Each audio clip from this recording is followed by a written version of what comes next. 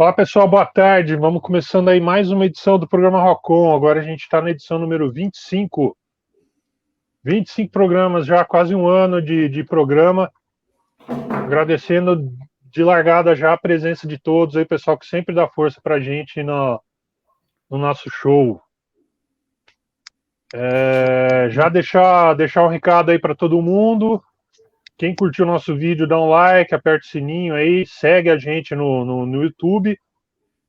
Dá um like pra gente e aperta o sininho para receber as notificações. A gente também está no Instagram, é o @programa_rock_on.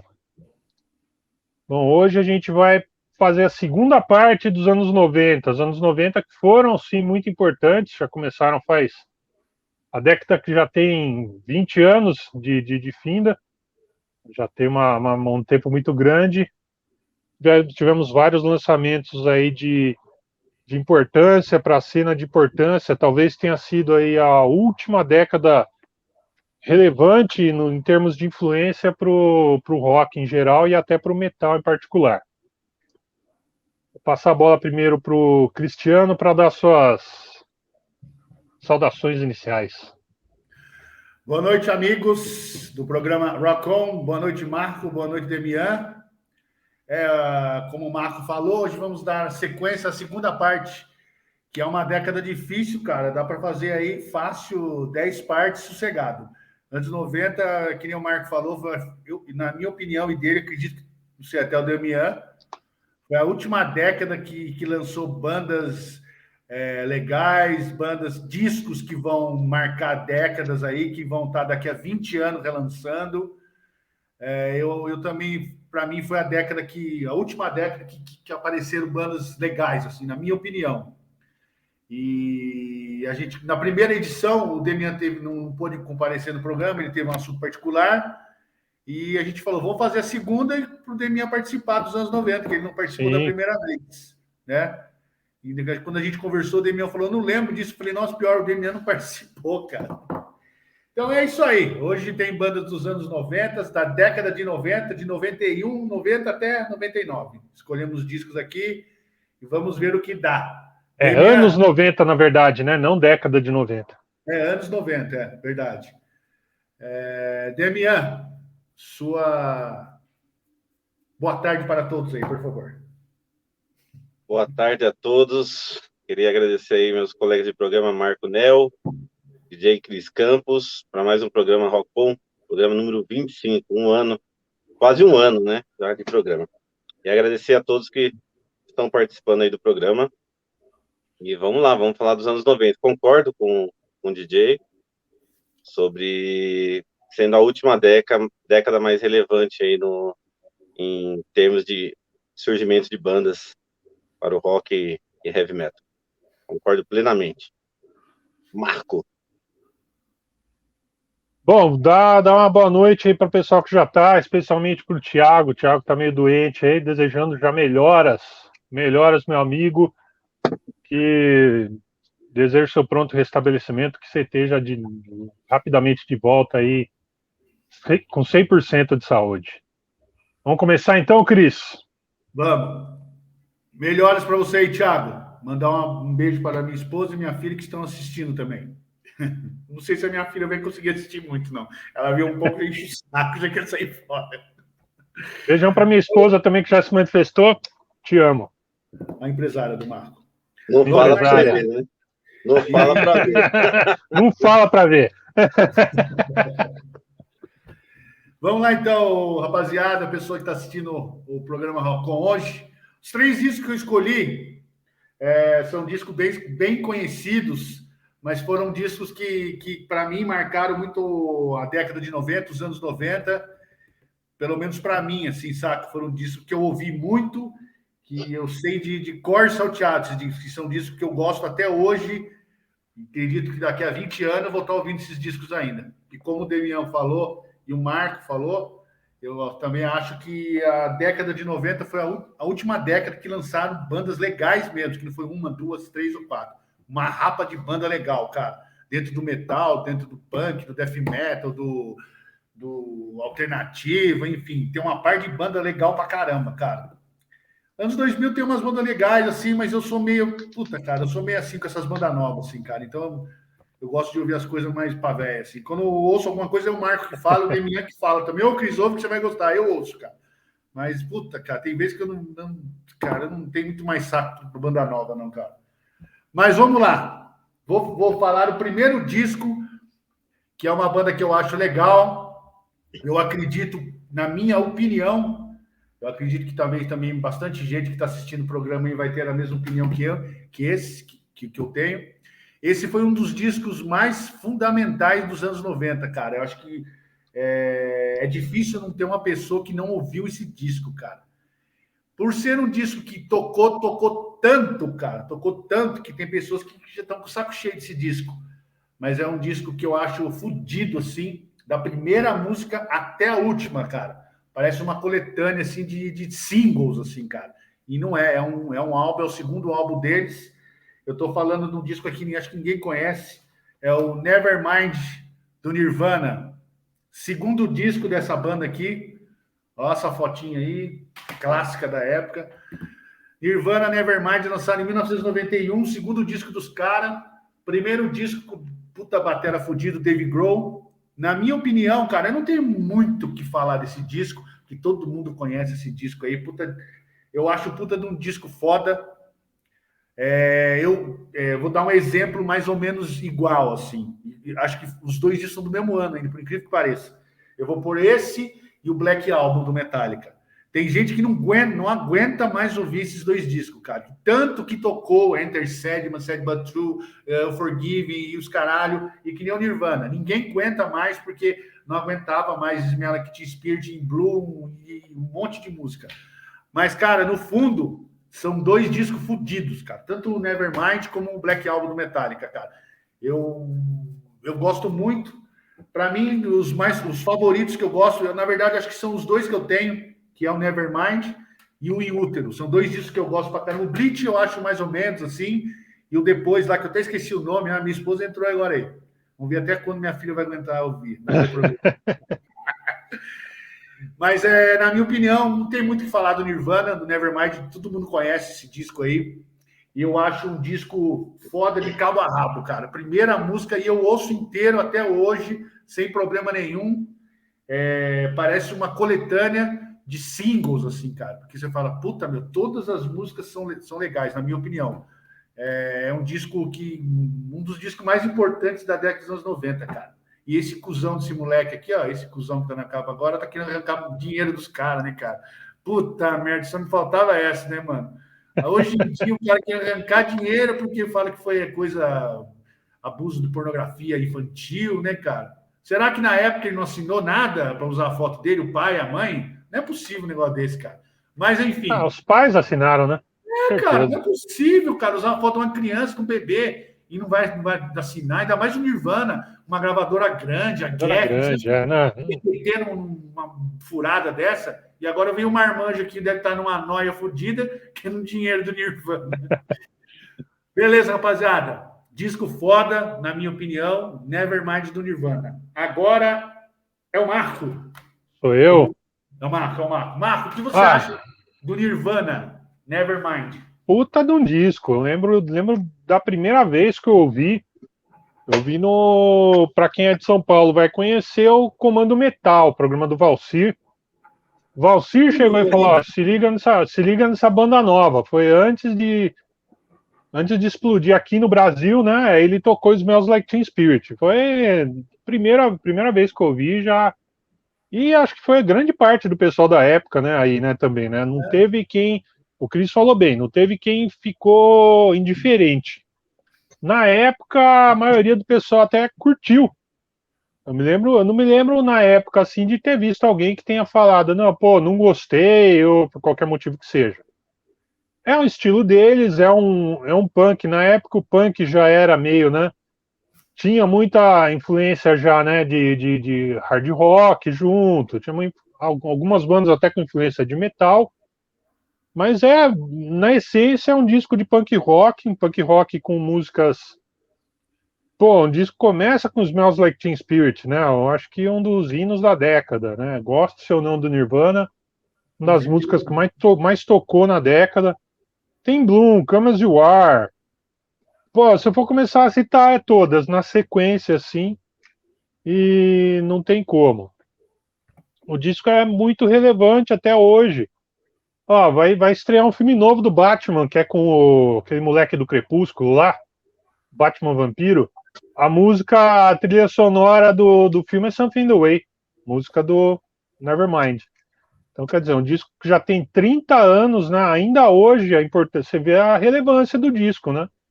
Que até na cultura popular, aí, na cultura pop, o Nirvana é lembrado e é encaixado, e assim, são músicas que têm relevância até hoje.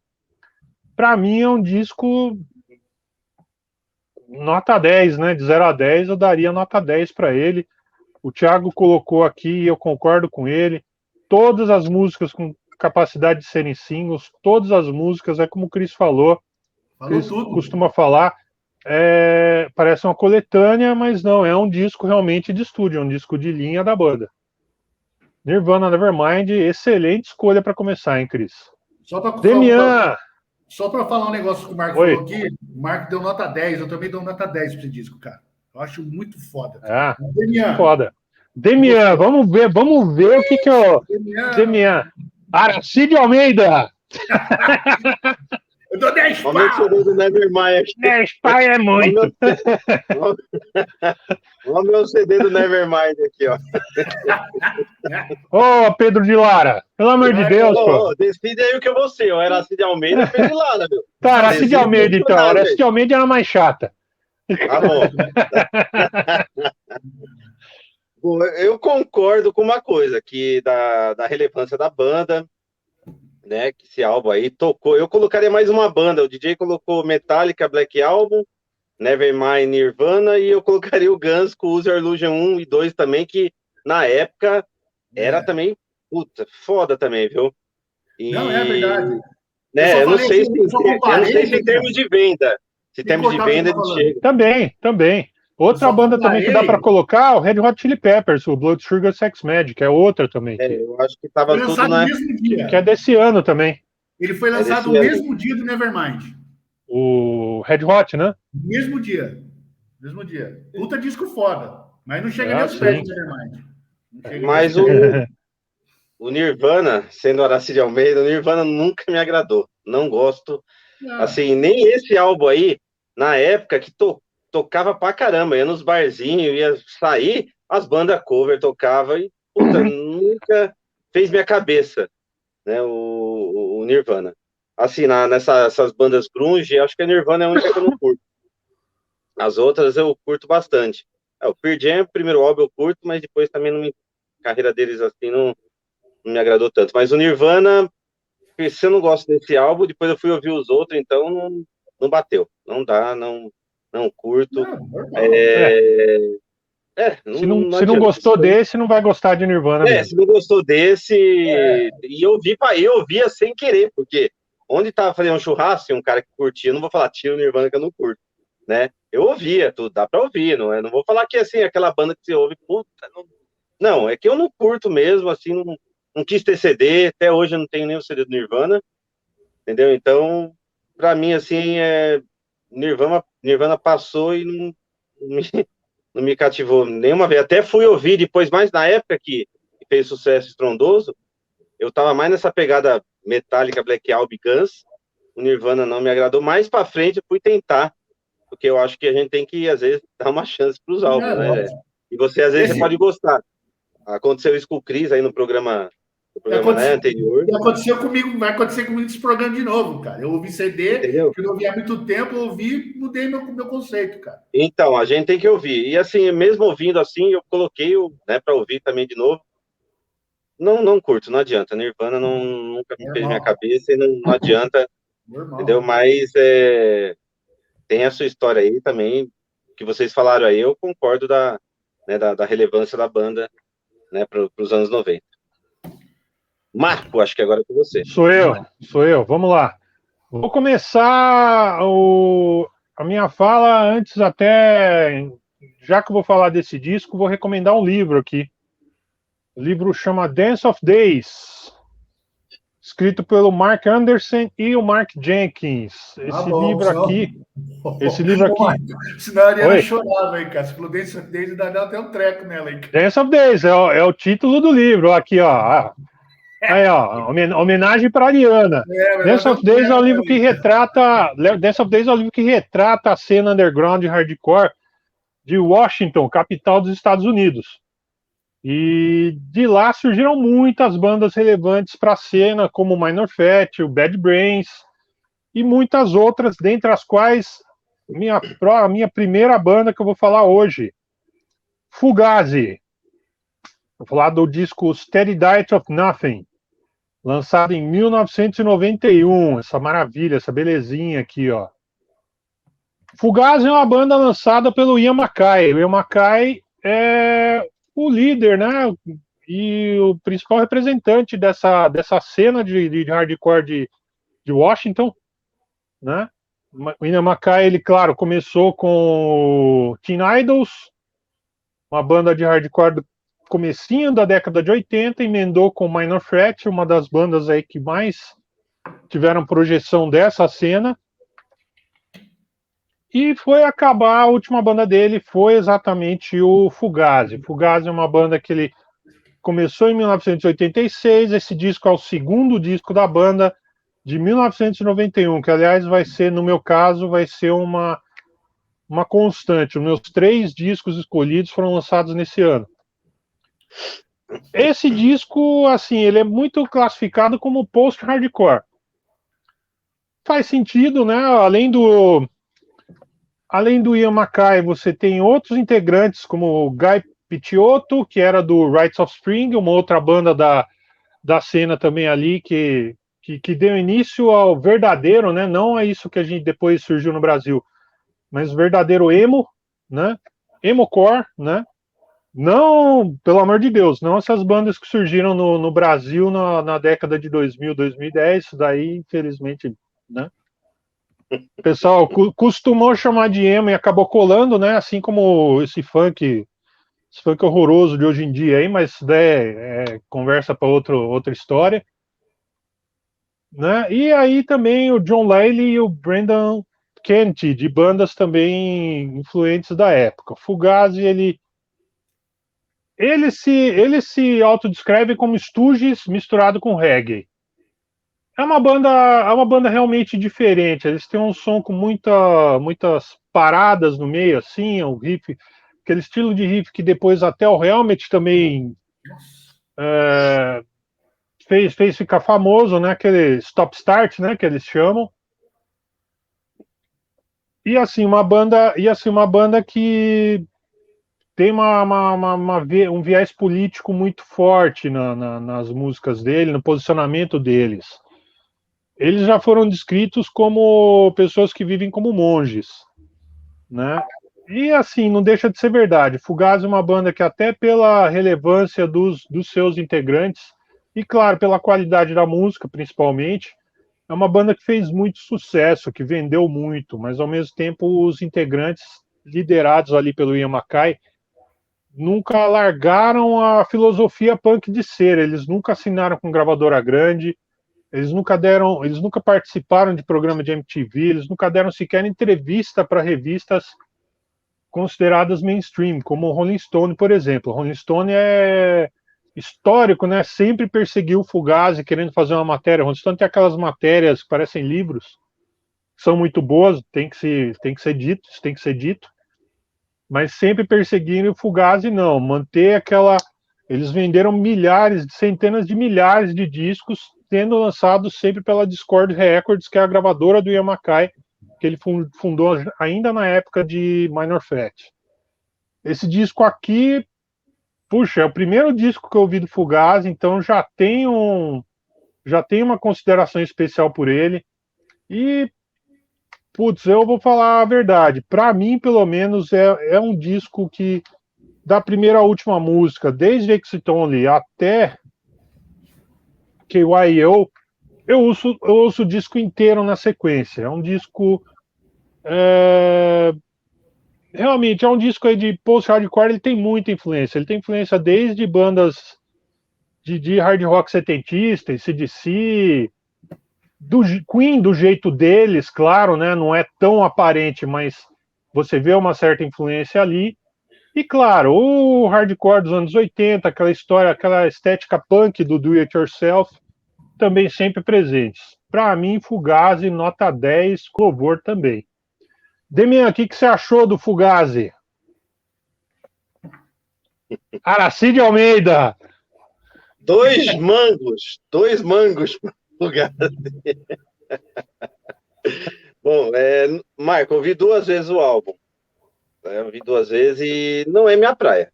Não é o tipo de som que eu curto, entendeu? Na primeira vez, eu tava caminhando, coloquei o fone, né? Achei diferente o som. Nem tinha ouvido falar da banda. Então, não é um gênero musical aí que eu conheça, que eu costumo ouvir. Então, para mim, não vai a segunda vez. Também, quando eu ouvi, não curti esse estilo deles, não. Não tem muita coisa que falar, não. É o estilo mesmo, né? De vocal, de guitarra. E eu não tem nada que me faça virar, assim, fã ou ouvinte da banda. Então, eu vou continuar sendo Aracide Almeida aqui. Mas, é claro, tem que ter respeito, porque é um gênero musical. E muitos curtem, como você falou, você tem conhecimento. A Ariana colocou aqui, né, que ela curte, pra caramba, mas assim, no meu gosto musical eu não curto. Não curti, na verdade. DJ? Senhores, falando do Fugazi, esse disco do Fugazi é interessante porque eu não lembrava qual disco do CD do Fugazi eu tenho. Eu fui dar uma olhada, eu falei assim, eu não lembro que CD que eu tenho, cara. Eu tenho esse e tenho o Red Medicine. Apesar de eu gostar desse mais, eu acho esse disco do Fugazi muito mais pesadão. Os outros são mais inspiração, que nem o Marco falou, e mais piradão, mais doideira. Eu acho isso aqui do Fugazi, na verdade, na minha humilde opinião, acho que é o mais legal do Fugazi, que eu gosto. E, puto, tudo que o Marco falou é real, cara. O que tem que falar do Yamakei, não falava Yamakei, não sei se o nome dele é Yamakei. É Yamakai o nome, a pronúncia certa.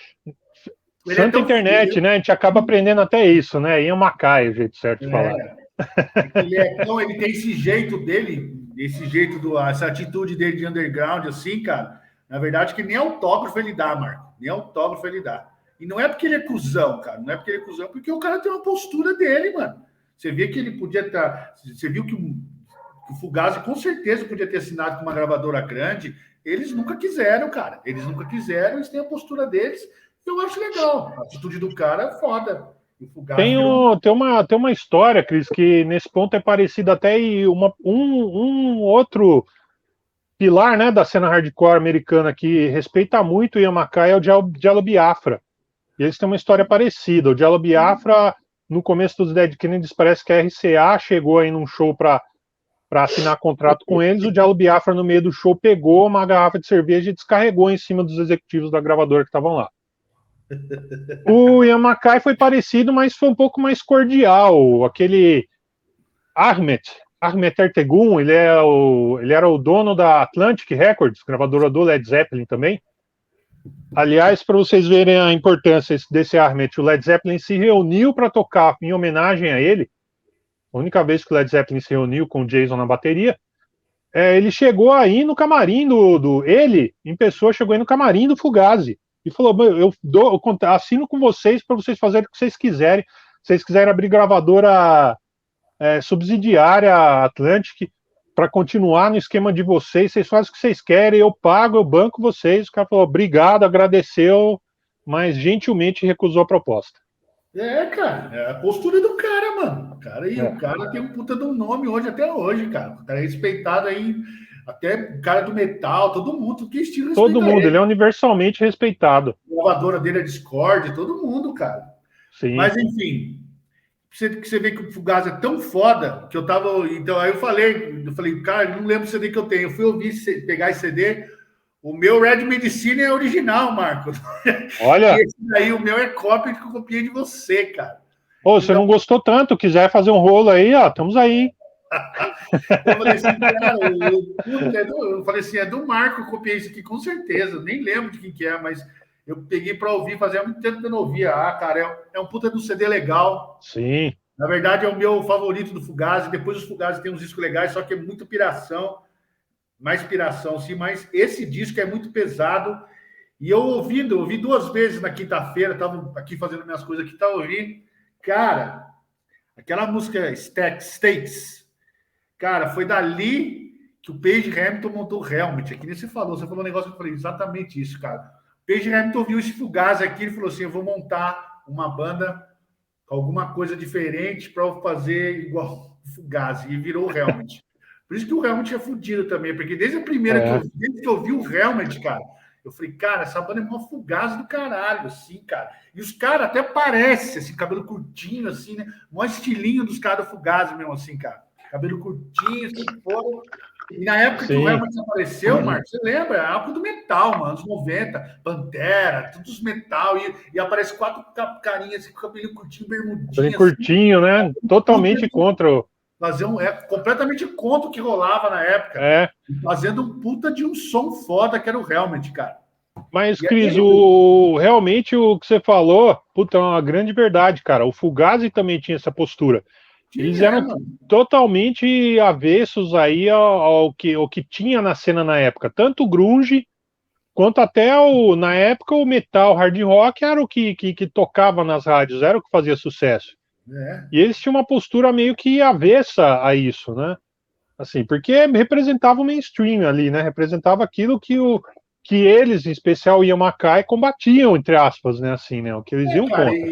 E o que eu penso assim, cara, o Yamakai devia chegar e falar assim, mano, a gente lança pela minha gravadora, a gente é isso que a gente quer, mano, a gente não quer mais que isso. A gente quer fazer as turnês nos Estados Unidos, por aqui, os shows aqui. A gente não quer ficar Nirvana, tocando na rádio. Eu não quero isso pra minha vida, cara. Eu quero tocar aqui, tocar ali, lançar meu disco na minha gravadora. Não quero encheção de saco. Não quero, mano. Eu quero o jeito do cara, mano. E você vê que o cara não deve ser cuzão, porque eu vi o documentário que tem aí dos caras do Ratos que foram na Discord lá, cara. Você Sim, eles foram. Mano, o cara parece um puta de um cara gente boa, cara. Você vê um cara mó educado, trata os caras mó bem. Não deve ser cuzão. Você vê cara no Brasil aqui que não tem merda nenhuma, faz pose, cara. Essas bandas do Brasil aqui, ó. Tem cara que não tem bosta nenhuma, fica fazendo pose aí, cara. E o cara, tem uma puta história relevante, fudido no hardcore aí. O cara é um puta do humildão. É o estilo de vida dele e a postura dele, mano. Ele não quero gravador, eu quero ser assim. E foda-se, mano. Não trata ninguém mal. Você vê que o cara parece ser um cara de gente boa. Nunca ouvi ninguém falar que o Yamakai aí é cuzão. Nunca ouvi. Agora você vê uns caras aí que é unanimidade, né? Mas, enfim, voltando ao Fugazi, eu gosto desse disco. Puta disco legal. O que é legal desse programa aqui, que eu já falei isso umas 10 vezes, só para terminar, é que tem muito disco, cara, que a gente não ouve, cara. Que eu não ouvi há muito tempo, que a gente volta a ouvir e fala, puta, esse disco é legal pra caralho.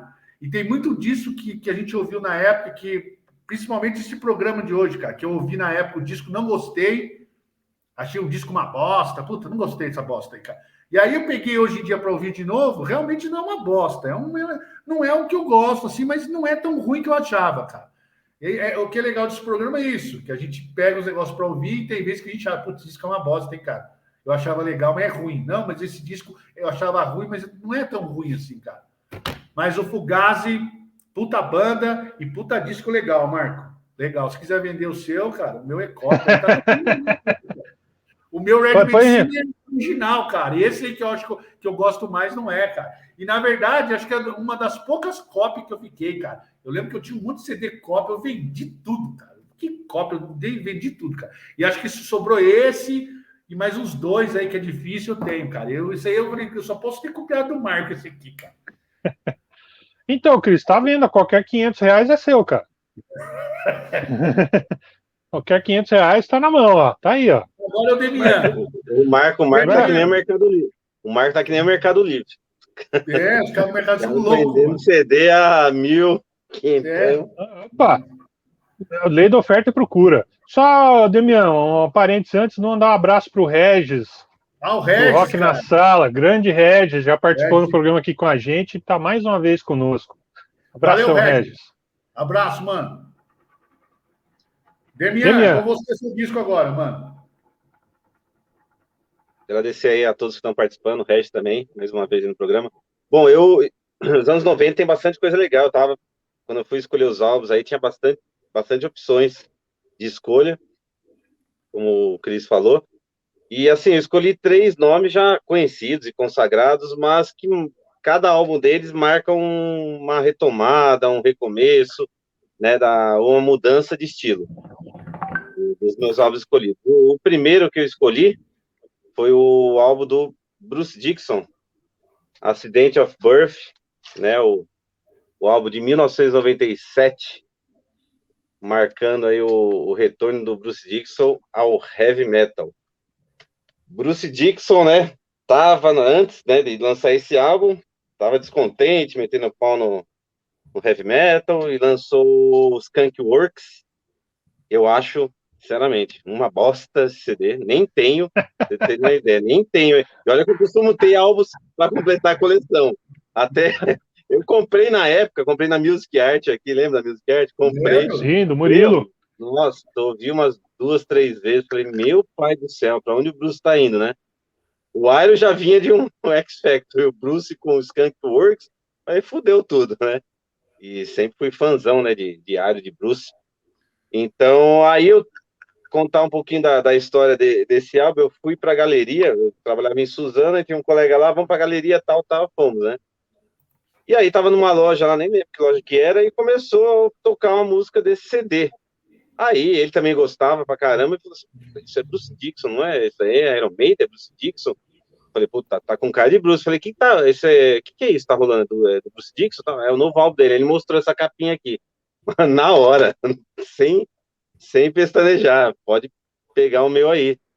Eu nem sabia que, aquela época lá, né, meu? Puta, a gente nem sabia. Os álbuns iam sendo lançados, a gente sabia depois. E assim, Bruce Dickinson viu que não dava certo, né? Ir lá pro rock alternativo dele. E aí chamou o Adrian Smith. Porra, chamou o Adam Smith na década, né, na época do Iron Maiden, os dois, né, compositores aí de mão cheia, lançaram vários clássicos, e a união dos dois, novamente, para mim, assim, foi certeira, porque eu adoro esse álbum, voltei a ouvir novamente, né, pela indicação, e o Bruce tá cantando muito nesse álbum, o instrumental com o Adam Smith, perfeito, aí eu falo assim, né, meu, puta, você vê esse álbum e depois vê o retorno deles pro Iron, pô, podia, né, chegar a fazer uma coisa, né, nessa praia aqui, né? Nunca imaginava que o Iron ia tomar esse caminho, né? Porque até aqui, então, né? Se você for pegar do Bruce e do Adam Smith, são CDs até o próximo, né? Acima da média. Algo muito mais. Eu destaco aqui, meu, a... já a primeira música já tem um riff bem pesado, né? Nervoso, a Freak. Star Children, o Bruce Dickinson arrebenta nos vocais, a semi-balada Take the Queen. E a Accident of Birth é puro peso, Bruce Dickinson cantando muito mesmo. E a balada, que até na época o Steve Harris elogiou, que é Meow Sorrows, né? Uma balada desse álbum, que eu também acho bem legal. É um álbum assim que eu ouço do início ao fim, e ele continua, na minha opinião, é claro, continua sendo muito bom. Eu queria que o Iron tivesse nessa pegada aqui. Não que, como a gente comentou, né, que o Iron seja ruim, mas eu queria ouvir mais o Iron nesse estilo aqui, né, que ainda o Bruce e o Adrian estavam compondo. Então, minha primeira indicação é dos anos 90, Bruce Dickinson, State of Birth.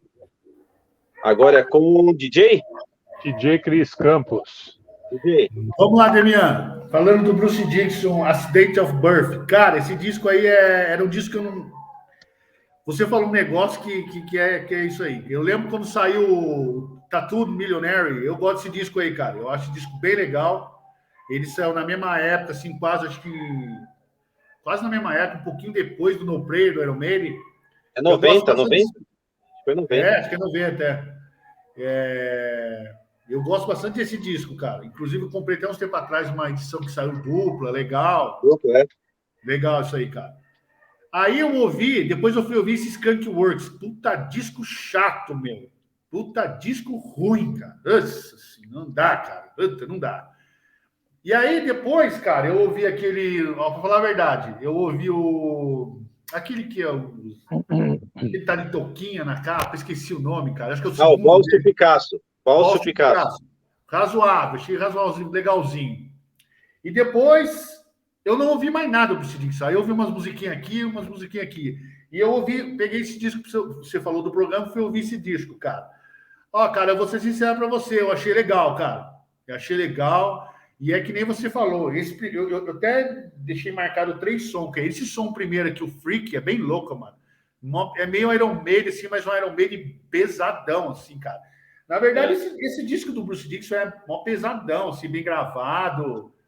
Eu achei bem legal, cara. Eu vi umas 2 vezes, assim, achei legal pra caramba. E destaquei essa Freak, que é bem louca, é a primeira já. A Star Children, que eu achei bem louca também. E a Dark Side of Aquarius. Essas 3 eu falei, tem as baladinhas assim também, tem que ter, né, cara? Mas esses 3 sons, cara, e mudou minha. É que nem eu falei quando eu falei, esse programa aqui a gente pega CD que a gente não ouviu direito, a gente vai pegar para ouvir direito para fazer o programa, a gente tem outra visão do CD. E esse foi um, cara. Eu achei bem legal esse disco aqui, cara. Esse Bruce Dickinson aqui, Accident of Birth. Bem legal, é uma boa escolha. Até não comentei aí, eu fui no show que eles vieram no Brasil no Skull Rock, que teve com o Dio, com o Scorpions, né? Foi bem legal o show. Foi transmitido esse show aí. E só falar mais 2 coisas. O Bruce Dickinson cantando pra caralho. Você vê que ele já tava com o saco cheio do Iron Maiden mesmo, cara. Que ele já tava com o saco cheio, cara. Porque, puta, nos discos solo dele, ele canta pra cacete, cara. Esse disco aqui, eu falei, caralho, o Bruce Dickinson cantando pra caralho aqui, mano. Você vê que ele já tava com o saco cheio. E outra, na minha humilde opinião, o Adam Smith faz diferença, né, cara? O Adam Smith é foda, cara. Ele é um puta de guitarra, ele é foda. Marco, o que você acha do Accident of Birth, do Bruce Dickinson? Ih, o Marco já fez uma cara ali. Cara, é assim, o Bruce na época, né? O Chris lembrou bem isso daí. O Bruce na época, pouco antes, né? Pegar um pouquinho a história anterior, depois que ele saiu do Iron, especialmente ali na época dos Skunk Works, ele meio que desdenhou mesmo do metal. O Bruce é um cara que surgiu no estilo, surgiu na cena, no Samson, depois, claro, né? Não preciso ficar aqui regurgitando a história dele no Iron Maiden, que todo mundo conhece, sabe da importância gigantesca do Iron Maiden. Com certeza. Mano. Aí ele vai e cospe no prato que ele comeu, né? No que foi que levou, alçou ele a fama, né? No que alçou ele a fama. Ele falou realmente mal. Tem gente que hoje em dia, claro, né? Os revisionistas de plantão aí vão falar que não, que é viagem, isso e tal, e não sei o quê. Ele falou mal mesmo, né? Não quero, ele quis ser dissociado. Num show anterior, não esse já com o Adrian na banda, mas um show anterior dele aqui no Brasil, quem foi relata que ele deu piti quando começaram a pedir música do Iron Maiden, que ele falou que o Iron Maiden era passado e tudo mais, apesar de ter tocado Power Slave no show. Se eu não me engano, foi na turnê dos Skunk Works. Falou que o Iron Maiden era passado, que metal não sei o que mais lá. Então, assim, esse disco não é, obviamente que não é um disco ruim, tem o Adrian Smith envolvido, então tem músicas, a primeira música Freak mesmo realmente chama atenção, né, de imediato, mas assim, ficam, pra mim pelo menos, sempre teve um certo ranço essa parte da carreira do Bruce, sempre teve pra mim um cheirinho de oportunismo, assim, né, não tanto talvez assim o que o artista queria fazer, mas aquele negócio de jogar pra torcida, né, jogar para jogar para a torcida, fazer um fanservice, vamos colocar assim. O pessoal que eu ouvi, não é o que ele quer fazer. O pessoal que eu ouvi. Nesse ponto eu vou falar a verdade, eu respeito mais o Iron Maiden de hoje em dia, apesar de não gostar tanto no geral.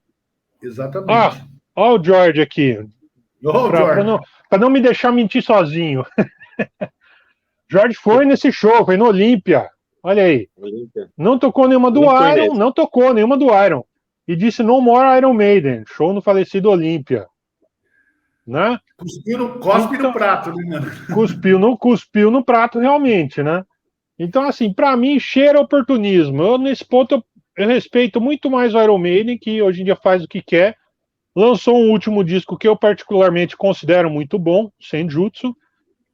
Mas, assim, não é um disco ruim, é um disco bom. É evidente que as partes envolvidas ali, especialmente os dois, são excelentes compositores, mas para mim fica aquele ranço, né? Não dá para dizer 100% que pô, é um disco feito do coração. Aí para mim, particularmente, não sei, quebra um pouco o clima.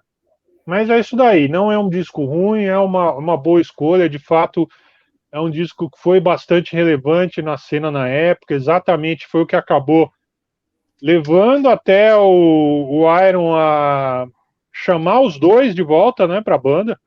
Primeiramente seria só o Bruce, e aí até por envolvimento do Yannick Gears trouxeram também, e claro, do próprio Bruce, trouxeram o Adrian de volta também. E Marco, o Iron continua, todos continuam felizes para sempre. Marco, então, eu acho que se ele foi oportunista, ele foi duas vezes. Porque na volta do Iron, também com o Adrian Smith, eu acho que ele não estava ele enchia a casa fechada e não tinha mais aquela bala na agulha, né? O Iron foi Sim, oferecido uma grana violenta, turnê rentáveis, Lógico. entendeu? claro, Então, claro, né?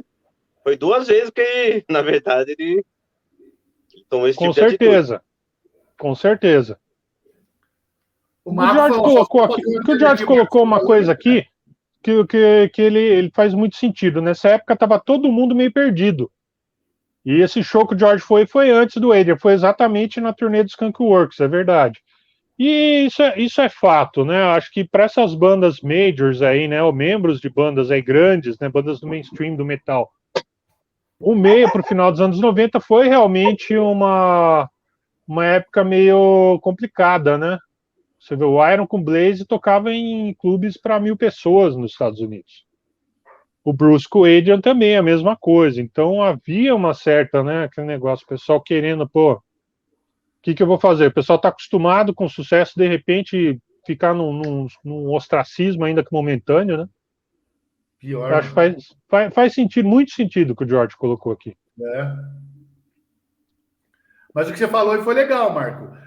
O Iron Maiden, apesar de eu não ser muito fã desses discos do Brave New World para cá, eu não sou muito fã desses discos, mas pelo menos o Iron Maiden é sincero, né? Ele faz o heavy metal Faz que o que eles gosta, quiseram, faz o que sabe? eles querem.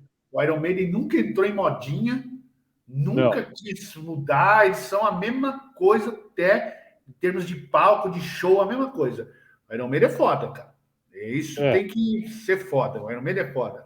Isso tem que respeitar a honestidade deles mesmo, ou Isso é pelo menos do foda. Steve Harris ali, né, Steve que é Harris o patrão ali, né? Goste ou não, ele goste ou não, tem que respeitar. Goste ou não, o é Iron uma Maiden banda é que foda. tem que se respeitar pela história e pela postura deles. O Eu Chris só matou não a gosto charada. muito desses últimos discos. Agora, esse Até último eu achei aí. interessante, cara. Eu só não gosto dos discos inteiros, esses Days of Death e essa leva que vem. Eu não gosto, cara. Eu Mas, tô com, eu tô com o Regis também aí no comentário dele. o que o Regis falou aí? Prefiro o último do Um Halloween. Halloween. Né. Eu tô com o Né. Regis. Puta, cara, você fala, puta, Respeito a opinião nossa, do Regis. O Regis é um cara que manja muito também. o Continua Mas, Regis. manjando. né. Né. Continua manjando.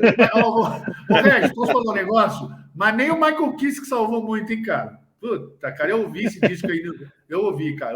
Eu achei meia boca, cara. A capa é muito louca. A Capa é capa é foda. legal. Ah, Mas o não, é disco legal. é, Não, cara. não... Ah, bom, outra hora a gente fala desse assunto aí. Vou ouvir de novo, vou ouvir de novo, vou ouvir de novo, vou ouvir de novo. Mas então, é isso aí. Sobre o que Regis. você falou aí Regis. do. Né.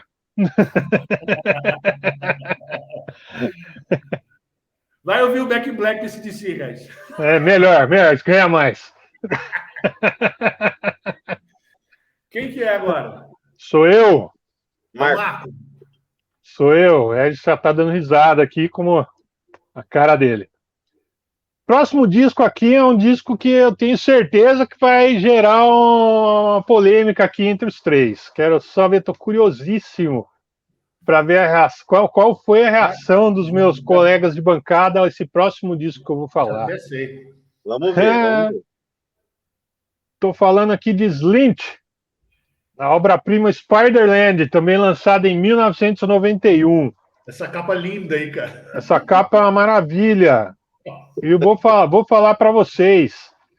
Essa, segundo declarações dos próprios, essa capa foi a versão homenagem deles ao Highway to Hell do AC/DC. Se ficou bom ou não, é questão de debate. Que é isso? É sério. Meu pai. Slint é uma banda norte-americana que é considerada por muitos o pioneiro do post-rock. Esse disco Spiderland foi lançado em 1991, é um disco cercado aí por uma mística em torno dele. Esse disco, ele não só, ele é o segundo lançamento da banda. Último. Antes deles, eles lançaram um disco chamado Twist, com produção do Steve Albini, e também é o último disco. A banda encerrou atividades antes do lançamento do disco. Eles tinham um contrato com a Touch and Go Records, já tinham turnê marcada para a Europa, para começar a promoção desse disco. E em questão de pouco tempo, o vocalista, o Brian McMahon, ele teve uma crise muito severa. Ele foi diagnosticado como depressivo, teve uma crise muito severa, acabou saindo da banda. E eu acho que assim, esse disco, como todo disco, né, que acaba sendo um precursor, ele foi lançado de forma totalmente despretensiosa. Na época os caras estavam no começo dos seus 20 anos, né? Quer dizer, recém-saídos da adolescência. Ainda tinha muito, e você vê isso no disco, ainda tinha muito daquela rebeldia, daquela angústia, né? Pela qual todos passam, nós passamos também, na adolescência. É um disco que ele até para os padrões do que a gente já apresentou aqui no programa, ele é um disco diferente. Ele é um disco influenciou muito aí post-rock, influenciou muito também aqui um estilo que o Regis, por exemplo, é muito fã, que é o shoegaze. São músicas mais introspectivas, muitas vezes assim até começam quietas. No caso dos Slint, você tem muitas partes que são literalmente narradas. Eles contam ali uma história, mas essa eu acho que esse é o lance do Slint, essa é o que me fez prestar atenção nessa banda. A capa é horrível, sim. Até o Regis não gosta da capa do Slint. Pô, Regis. Mas assim, as músicas, eu vou pegar como exemplo a última música do disco, Good Morning Captain. Conta a história de um capitão de um navio que sofreu um naufrágio, ele é o único sobrevivente, e a história é ele chegando na praia e começando a bater na casa das pessoas, procurando ajuda, e todo mundo, claro, batendo na porta. Quem que é esse estranho aí, né, gritando aqui? E a música vai num crescendo até o final, e no final com aquela montanha de distorção, né, característica dessas bandas do estilo, e um vocal gritado, um vocal que revela uma angústia muito grande, e que, na verdade, era angústia depois, claro, né, ficaram todos sabendo, pela qual o vocalista estava passando ali no momento. Eu, particularmente, eu reconheço que essa banda ela não é uma banda para qualquer um. Eles surgiram no meio de uma cena ali de hardcore e de punk do meio dos Estados Unidos. Só que, assim, eles até num sentimento aí, nesse ponto eu até acho próximo ao Fugazi, naquele sentimento de rebeldia, eles quiseram fazer... Pô, George, não sei, cara. Não sei. Slowdive é banda ou é estilo? Não sei. Talvez o Regis consiga te responder melhor. Eu conheço os Slint, mas eu não conheço tão a fundo essa cena na qual eles estão inseridos. Mas, assim, você vê que eles remaram contra... É banda. Não conheço Slowdive, George. Não conheço para te dizer. Eles foram remaram contra a maré, inclusive do estilo no qual eles estavam inseridos, que foi o hardcore. Então, assim, o hardcore ali no final dos anos 80, aquele negócio, mais aquele esquema californiano, músicas mais pra cima, mais alegres. Você tinha o hardcore de Nova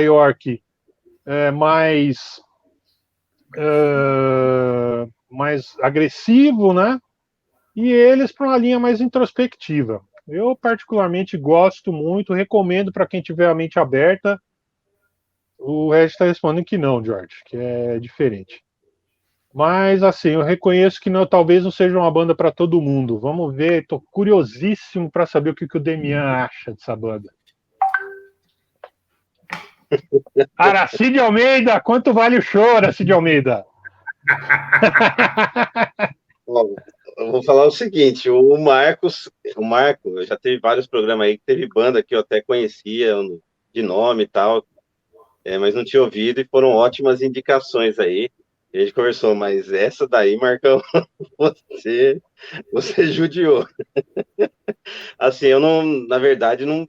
Putz, o negócio tava. Ó, você vê, eu vi esse álbum, depois eu coloquei um CD que o Cris vai indicar aí, para dar porque tá dando uma DP total nesse álbum aí, Isso meu. é foda. Nossa senhora. O Meu, negócio é deprê mesmo, deprê assim, total. como você falou, não é fácil, e assim, não dá para, assim, no meu estado hoje, não é que eu não sou aberto, eu ouço antigamente poderia ter, né, os 20 anos, aí a gente é mais radical, hoje em dia eu tento ouvir mais coisa aí, mas não deu não pegou, e assim, eu até coloquei outro álbum aí, que depois eu vou falar qual que é, para dar uma limpada aí, porque é o tipo de som, como você falou, narrado, já não curto tanto.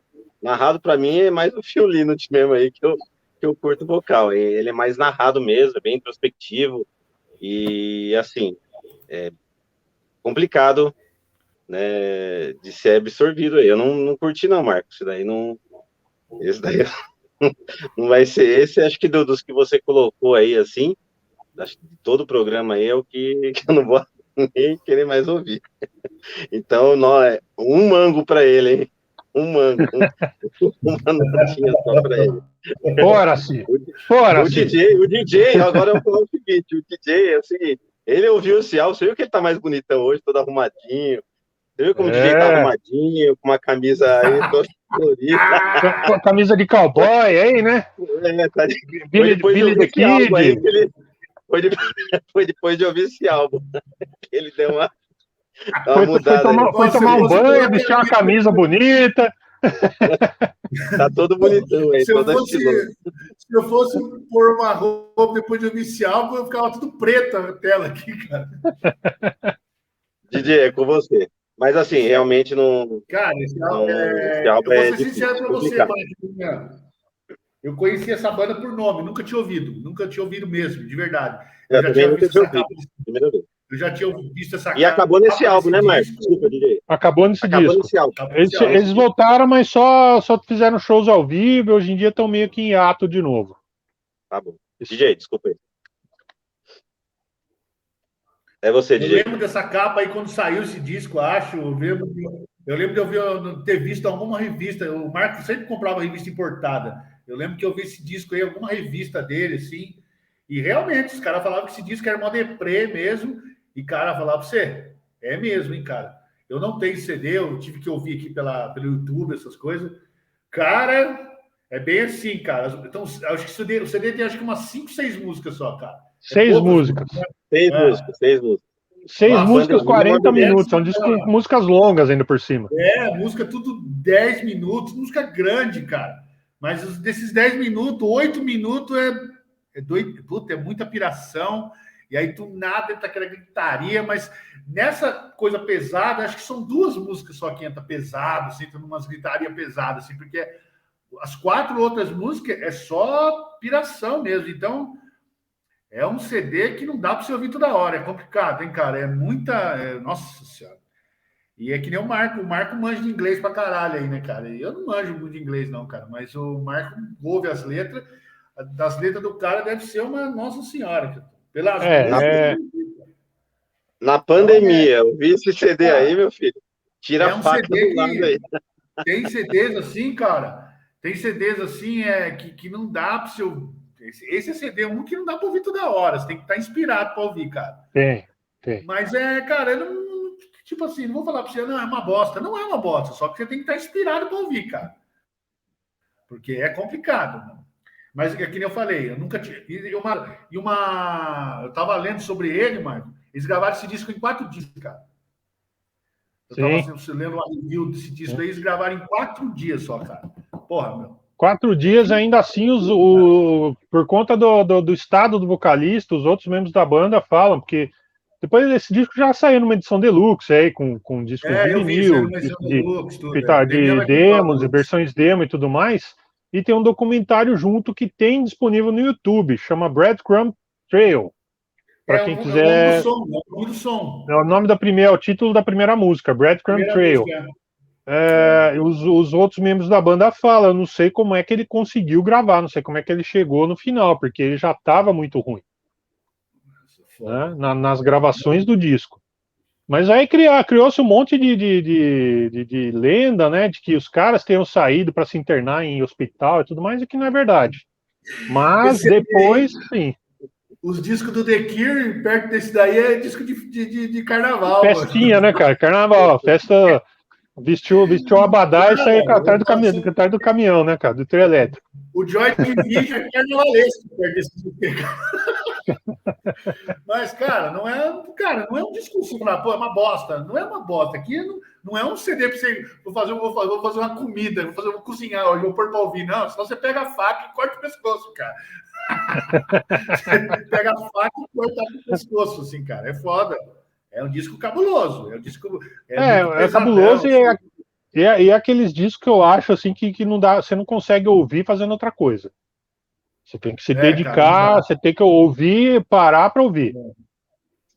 Mas, cara, eu falei, não é um disco ruim, mas você tem que. É a hora certa para ouvir, cara. E eu destaquei uma música aqui, que é a música que eu falei assim, puta, essa música é a Nosferatu, que tem a parte mais pesada, assim. Sim, é outra música bem legal também. Que é mais agitadinha do disco, assim, a Nosferatu. Mas assim, cara, eu não tenho nada para falar que o disco é ruim, é que tem hora certa para você ouvir, cara. E eu falei, o The Cure e o Joy Division é música de carnaval perto desse aí.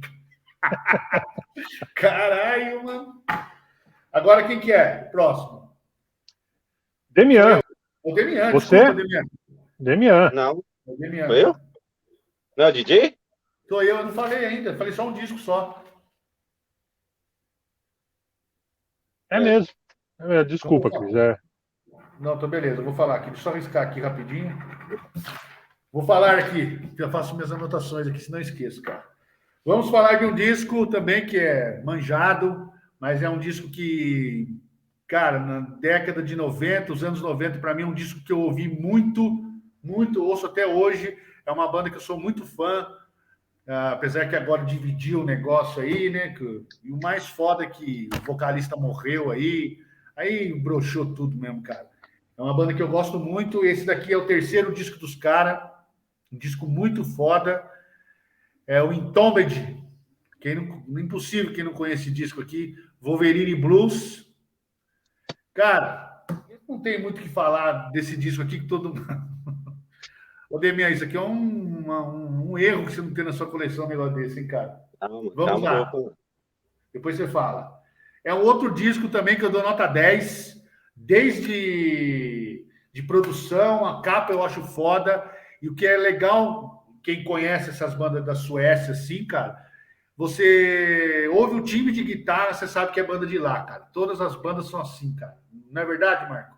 Você vê o time de guitarra dos caras e o estilo da banda, você sabe que é tudo de lá, cara. Parece que é... Você fala, puta, ali os caras, sabe, só fazem isso direito lá, só. Quem quer copiar, faz mais ou menos, cara.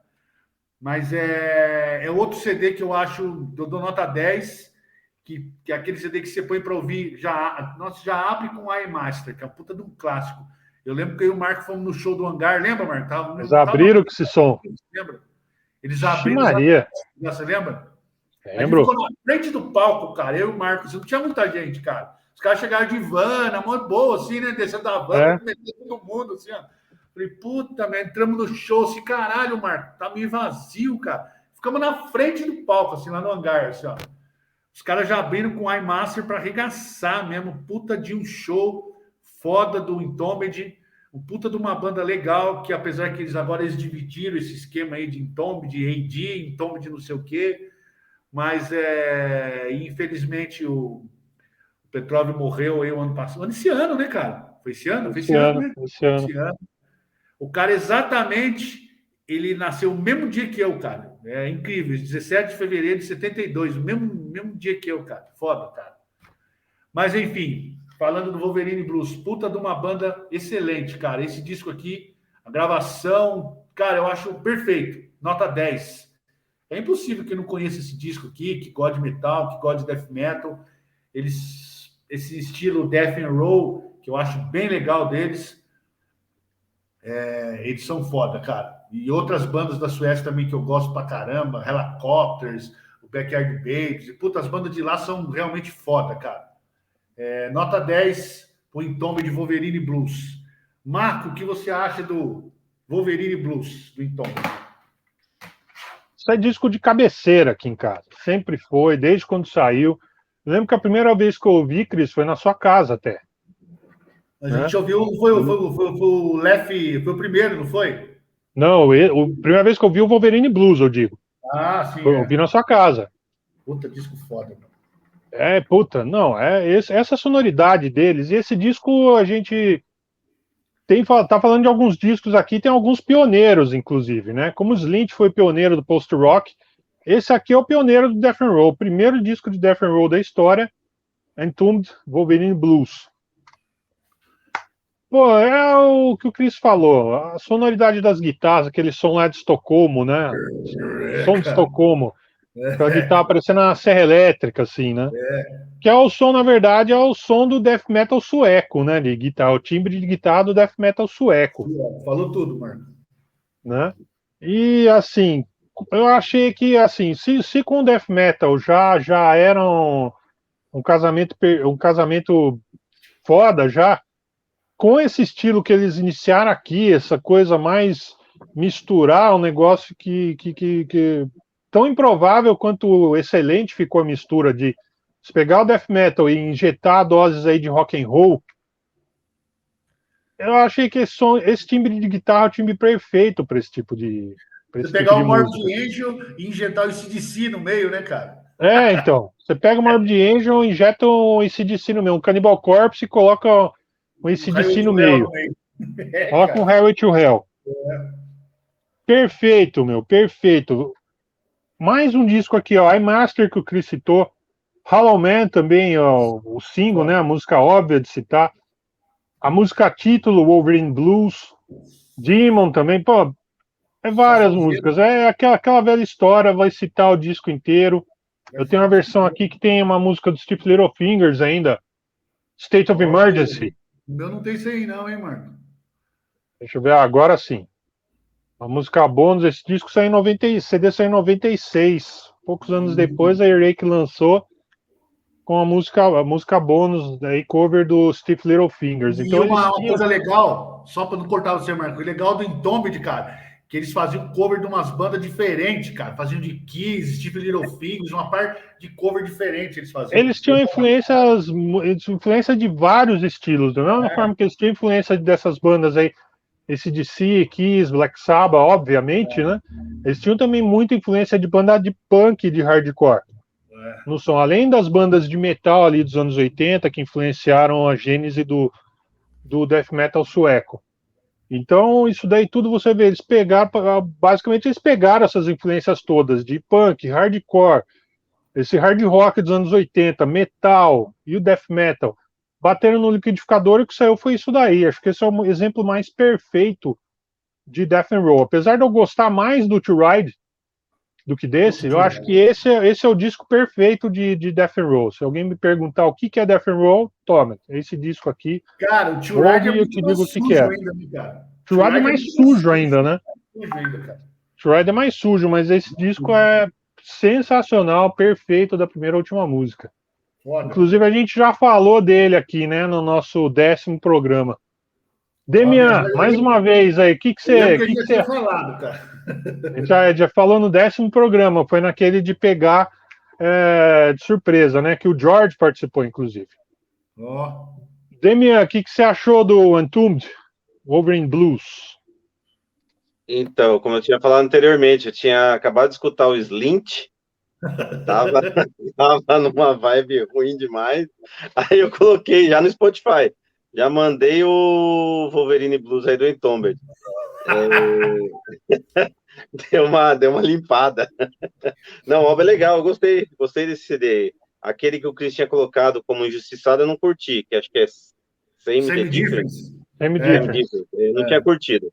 Mas esse aí eu Puta, achei legal, acho que é por causa disso mesmo, de ser um Death and Roll. Eu curti, achei legal. Pô, o trabalho de guitarra é muito louco, meu. Sim. Muito legal mesmo. A pegada de guitarra, as bateria também bom. Bateria muito bom também, né? As levadas O dele, assim, o achei. Batera é o vocalista do Helicopters, né? Hoje em dia, o Nick é, Royale. Nick Ah, tá. Royale. Que Royale. Então, achei legal, curti esse álbum sim. Eu pensei que era por causa do Slint, mas não é. Depois eu ouvi de novo, né? Eu vi duas vezes esse álbum e achei bem legal mesmo. É o que eu falo, né? Não é assim, death metal, não vou dizer que eu curto todo o estilo, né? Tem coisas que eu acho legal e tem coisas que não curto. Esse aí, esse tipo de death, né? Como vocês colocaram, né? O Death and Roll, que até o Marco citou aí como sendo pioneiro, achei bem interessante. E o Legal, vocalista bom, bem legal também. Sim. Curti. Esse daí eu vou dar. Não vou dar 10, porque vou dar 8 mangos pra ele. tá bom, cara. Ô, 8, mano. Tá bom, ó. Eu vou ser sincero, Demian. Eu achei que você não ia gostar, porque eu falei, o Demian não gostou nem do Same Difference, cara. Vai gostar disso aí, Eu cara? também. Eu Eu achei que também. você não ia Não, gostar. esse aí é o terceiro deles, né? E vem nessa pegada mais, como vocês falam, de death metal com rock and roll. Eu acho que é isso daí que eu curti. É, porque o Same Difference é bem mais rock and roll, assim, cara. Bem mais, assim, puxado, assim, cara. Mas É, é o que você colocou como injustiçado, não foi no programa? eu coloquei como injustiçado, que eu Não. gosto desse disco, tá ligado? Sim, E tem eu muita não, gente não que tinha. não gosta, cara. Eu não curti muito, não, eu diria aquele lá. É. Mas esse eu achei legal. Parabéns pro Demian. Parabéns, Beleza. palmas pro Demian. Agora quem que é? Demian, seu Demian, O Demian, Seu? Demian. seu Tá, então segundo vamos lá. Meu disco. segundo disco. Meu segundo disco de 1990, uma mudança de estilo aí desse grande guitarrista e vocalista, Gary Moore, Still Got the Blues,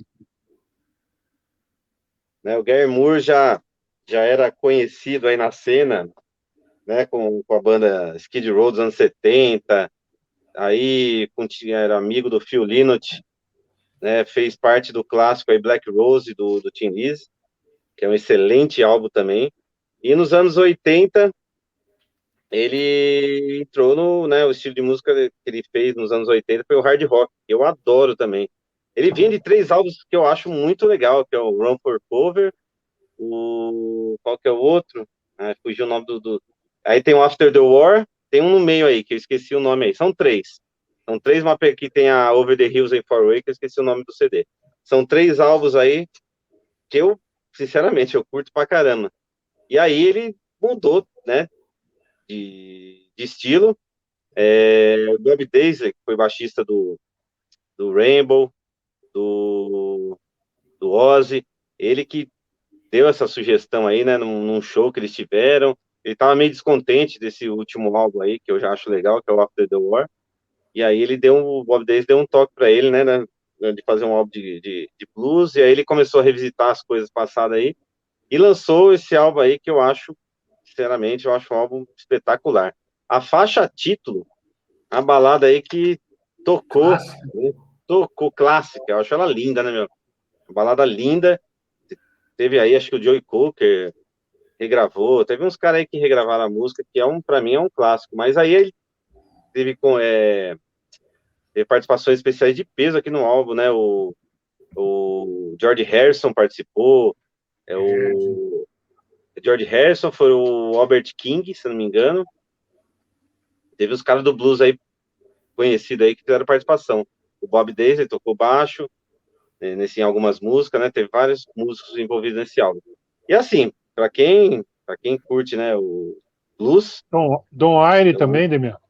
Don Aire, isso, Marco. Don Aire também participa. Ele já tinha feito um trabalho com aquela banda Colosseum, não sei se falar o nome direito, Colosseum, com dois S, nos anos 70. Colosseum. Colosseum, o Don Aire tocou com essa banda com ele participou de um álbum dessa banda, nos anos 70, e aí voltou agora o Don Aire aqui nesse álbum aqui. em que eu, assim, tem covers, tem músicas próprias, mas já abre com Move It On, Walk By Myself é muito louca também, Texas Strut. E aí eu gosto muito, né? A primeira prensagem saiu só 9 músicas. Depois, em CD, teve o acréscimo de 2, né? De 2 ou 3 músicas, se não me engano, que foi a Death Cairo Uma, que é do George Harrison. E tem toda a pegada do George Harrison, e ele participa, né, nessa música. Tem um cover do Fleetwood Mac também, o Stop Missing Around. E agora a versão remaster, que saiu em 2002, tem mais 5 bônus aí, bem legal, de Sky Spray. Tem 17 músicas agora. São 17 músicas agora no álbum. Nossa, a versão é remasterizada 2002. E assim, o Gary Moore, puta, é um talento, né, meu? Como guitarrista, o vocal dele também eu gosto pra caramba. Infelizmente faleceu, né, em 2011, aos 58 anos. E aí, nessa fase blues dele aí, esse pra mim é o melhor álbum dele. Tem álbuns bem legais também, mas esse daqui pra mim é o melhor da carreira blues, da fase blues dele. DJ, é você. Conhecia? Oi? Você conhecia esse álbum, DJ? Eu tenho esse daí. Eu tenho esse e o After the War. After the War, cara. Mas o meu, eu não tenho. Esse daí eu só tenho em disco, cara. Em vinil. After War tem em CD. E aí não tem essas músicas a mais aí, cara. Mas, cara, eu sou maior fã eu gosto muito de blues, cara. Não sou um puta conhecedor, mas eu tenho bastante CD de blues e gosto muito. E o Gary Moore, cara, essa versão de Still Got Blues aí, a versão do álbum, que eles não editam, porque ela tem o solo grande, é legal pra caramba. Mas tem uma versão ao vivo, cara, dele tocando. Cara, o solo dele, cara. É o Blues Alive. Blues Alive. Puta, cara, né? Aquilo ali é feeling, cara. Você vê que o solo que ele faz, que você fala assim, o cara era foda. O feeling que ele tem, nossa.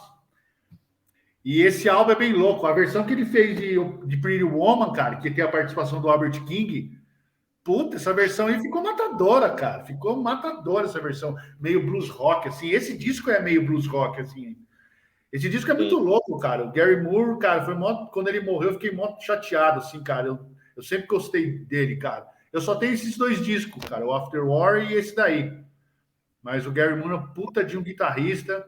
E eu acho esse disco é maravilhoso, cara. Assistir o Got the Blues aí, essa música é bonita pra caramba, cara. E essa versão ao vivo, cara, eu vou até mandar o link pra vocês. É uma versão que eu não sei, cara, mas o solo é foda, cara. O solo é foda. E, cara, nota 10 para esse disco aí, pro Gary Moore. E que nem você falou, tem a participação do Bob Daisley, toca baixo, o George Harrison. O George Harrison acho que faz guitarra base só numa música, não lembro, cara. Na Death também. Né? Que a música é a composição dele, inclusive, né? Do George Harrison. É dele. E o Eric Clapton também gravou. Puta sonzeira, e o Gary Moore, nota 10 para ele como guitarrista, sem ter o que falar dele, cara. O Gary Moore era foda. E esse disco aí é muito louco, cara. Parabéns pela escolha, Damiano. Esse disco é foda. Marco, o que você acha do Still Got the Blues? O Gary Moore eu acompanhava meio de longe, mas acompanhava a carreira dele até então. Eu tinha também o After the War, tinha em vinil, né? Gostava bastante, né? Um hard rock um pouco diferente, um pouco mais pesado, né? Um dos discos anteriores até meio hard and heavy. Então quando saiu esse Still Got the Blues, na verdade, eu fiquei meio surpreso, né? Que para mim parecia aquela guinada assim de quem já, não tô fazendo sucesso aqui, vou lá para um outro lado para ver se eu consigo fazer sucesso. Só que o talento do Gary Moore é tão grande que ele lançou um puta de um disco de blues rock, né? De blues rock, blues elétrico, na verdade. O talento do cara é tão grande que, já de largada tem o Albert King aqui, né? Que é uma lenda do blues, já participando, quer dizer, já dá credibilidade pro projeto do cara. E é um puta num disco, nossa, não tem o que falar, disco, todas as músicas são boas, Still Got the Blues realmente é uma música tocou muito e raros casos, né, em que a música toca muito em rádio e, é uma música que você ouve e fala, puta, essa música merece estar tocando na rádio, merece fazer sucesso, porque Verdade, cara. É boa de verdade. É uma música que nem o Chris falou, uma música bonita, né? Então, esse é um tipo de puta música bonita, é o tipo de uma música que é merecido fazer sucesso. É um negócio que seria uma dó, seria uma pena, uma injustiça muito grande se essa música não fizesse sucesso. Verdade, mano. Walking by Myself também acho que foi a primeira música. Depois desse You Got the Blues, eu vi uma versão ao vivo de Walking by Myself, também tocou no Comando Metal. Grande Valsir sempre trazia sons legais, né, pra gente ouvir. A gente que é de São Paulo, que pegava a Rádio 89 FM, conseguia ouvir domingão à noite Comando Metal. Ouvi primeiro ao vivo, aí eu falei, opa, né? Quando eu ouvi essa música ao vivo, eu falei, ô, louco, né? Assim, e aí eu fui atrás do disco e realmente o disco inteiro Puta, legal. é legal pra caramba. Meu, nota 10 também, realmente Demian, das suas escolhas de hoje, eu acho que de longe é melhor. Gary Moore é um senhor guitarrista, faz muita falta hoje em dia. Mano. Teve uma transição até meio brusca, né? Um disco anterior de Hard and Heavy, que é o After the War, para de repente um disco de blues rock, né? Brusca, mas a qualidade é tão grande que ninguém nem lembrou disso daí. Ninguém nem lembrou disso daí. Na hora já começaram a elogiar, incensar o cara, falar, putz, grilo. E aí passou a ser conhecido como um guitarrista de blues rock. Você vê o tamanho do talento que ele tinha. O CD que eu esqueci de falar o nome chama Wide Frontier, que é de 87. Sim, que é o que tem Over the Hills and Far Away, né? Isso, Também tava tentando lembrar o nome. Quem que é agora? Vamos lá, agora é o Cris. Na verdade, fui eu que atropelei Cris na outra e falei antes de você. Pode falar agora, Marco, depois eu falo. Posso falar? Beleza, então vamos para... Porra. Não. Puta, então a gente comeu bola feio, Cris, porque eu já falei 2, então o terceiro, você falou 2 discos ou falou 1? Eu falei 2. Falou 2 também? Você. O Demian então... falou 2 também. Então agora você fala, depois eu falo, o Demian então fala. O terceiro a gente trocou totalmente a ordem. Mas de boa. Mas tá bom, o importante é todo mundo falar de tudo. Então vou falar do terceiro disco que eu escolhi. Já tô até com a camiseta da banda. Voivode. Puta, esse disco é foda. Angel Rat.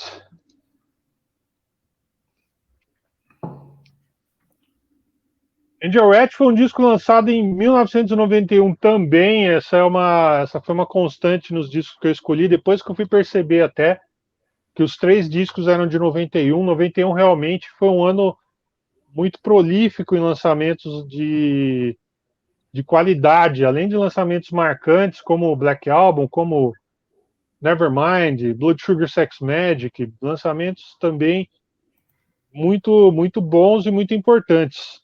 Ô, Marcos, só posso cortar você um minuto? Fala.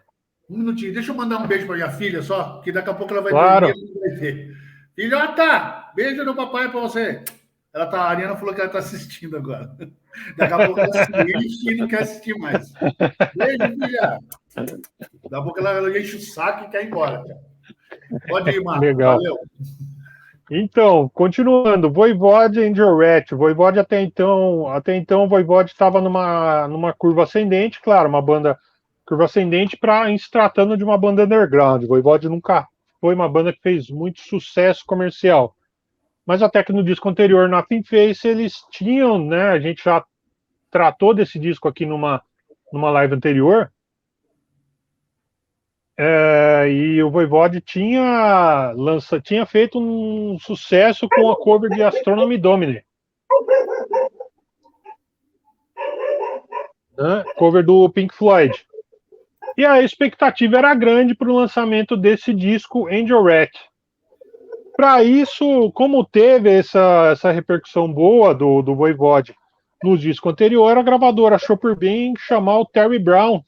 Terry Brown, produtor de vários discos clássicos do Rush na época dourada deles, pode-se dizer assim. Chamaram o Terry Brown para produzir esse disco novo do Voivode. A gravação foi um tanto quanto conturbada. O Terry Brown, ele tem aquele estilo dele que a gente vê nos discos do Rush, especialmente dos anos 80, Se não me engano, ele foi produtor até o Signals, né? Ou Signals, vocês me corrijam aí se eu estiver errado.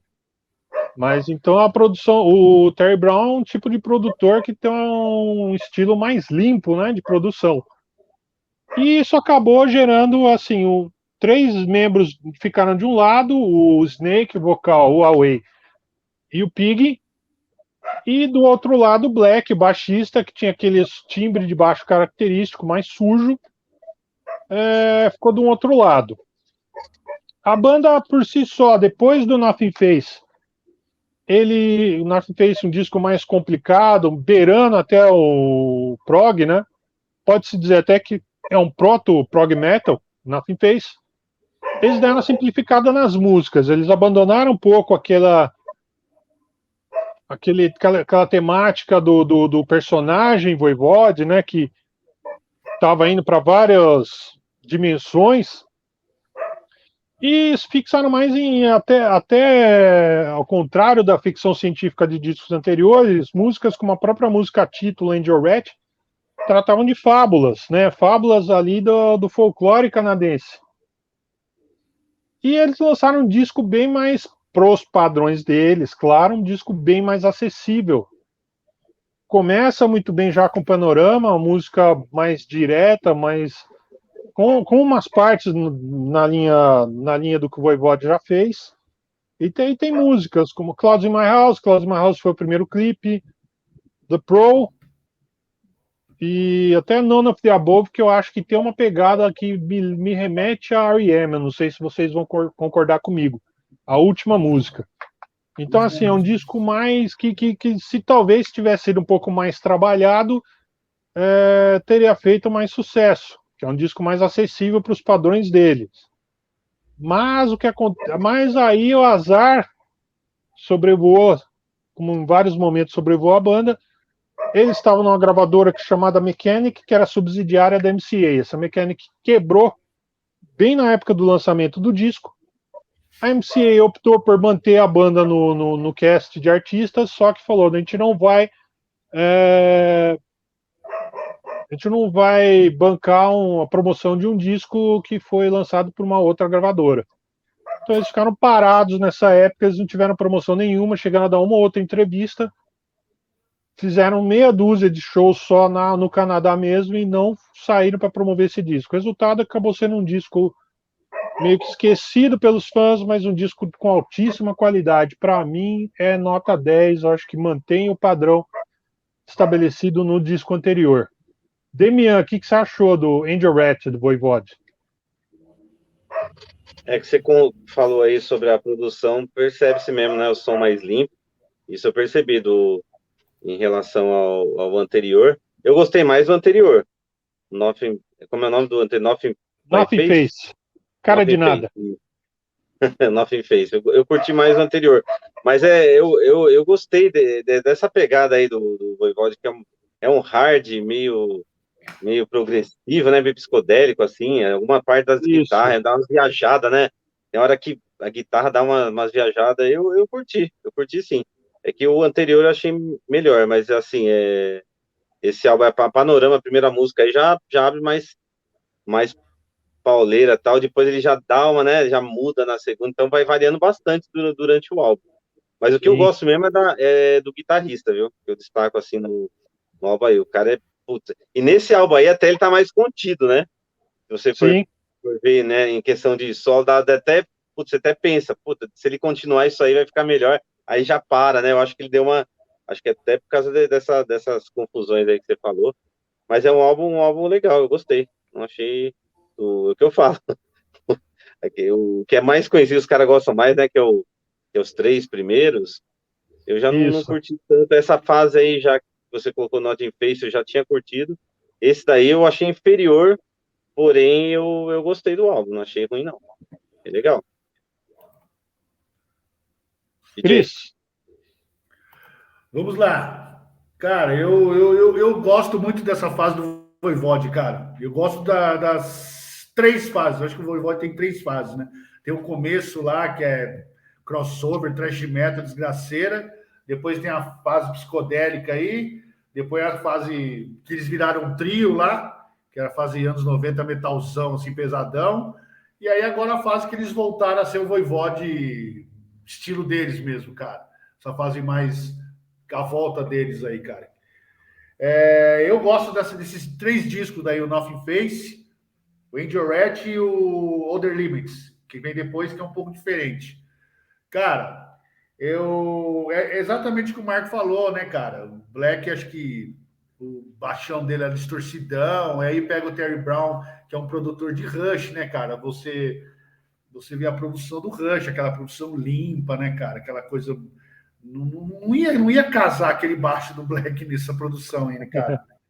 Não ia casar, então, mas... Puta, e foi foda que ele só gravou o disco, ele nem na foto do disco ele tá, só tá os 3, né, cara? Aquela foto redonda assim, né, Marco? Uma fotinha redonda, né? Só tá os 3, né, colocar cara? nessa capa aqui parece melhor. Ele nem saiu na capa. Não, ele saiu da banda, tanto que ele é acreditado como apenas baixo gravado pelo Black, mas ele não consta sequer na formação da banda. Então ele terminou as gravações, ele saiu antes do lançamento do disco. Eu acho esse disco legal, eu gosto dessa fase do Voivode, acho bem louco. E que nem o Marco falou, ele falou exatamente as músicas que eu citei, que Panorama é um puta de um som legal. A música que tem o clipe, né, meu? Clouds in My House, que o clipe é mó legal, assim, cara. Final começa a cair uns papelzinho, né, Marco? Cai uns papelzinhos. Eu acho legal, esse som é muito louco. E eu marquei, o Marco falou de The Pro, bem louca, e a None of the Above, cara. Esse som também é muito louco, cara. E que nem eu já falei, eu gosto dessa fase do Voivode, acho legal. Mal bem gravado, assim, cara. Tem cara que não gosta, cara. Eu não sei. Tem cara que eu já ouvi falar que não gosta dessa fase do Voivode. Não gosta dessa fase e muito menos da fase que eles viraram um trio. Que aqueles pegam os 2 discos, Negatron e o Phobos, né? E que também que eu acho que é uma fase legal pra caramba. Que o Voivode teve culhão de mudar o estilo, fazer uma fase mais metalzão, anos 90, assim. Eles tiveram a manha. Que nem tiveram a manha de fazer pegada de rock progressivo nessa trinca aí do Nothing Face, Angel Rat e Other Limits. Eu acho puta Cris, disco legal, puta disco legal. Só posso falar uma coisa, Cris, não querendo te cortar aí. Não, você falou e é verdade. Tem muita gente, exatamente por causa desse promo aqui, que tem gente que desce a lenha nesse disco. Esse promo tem 4 músicas só, tem 2 remixagens, uma de Clouds in My House e outra de The Pro. O que acontece aqui? A gravadora queria forçar o Voivode. O Voivode é uma banda que eles têm um estilo deles, que sempre o pessoal considerou o Voivode um estilo meio esquisito. A gravadora queria que eles fossem mais comerciais. É isso, o Terry Brown era o porta-voz da gravadora, né? Falando, não, vocês têm que ser mais comerciais para o disco ser mais vendável.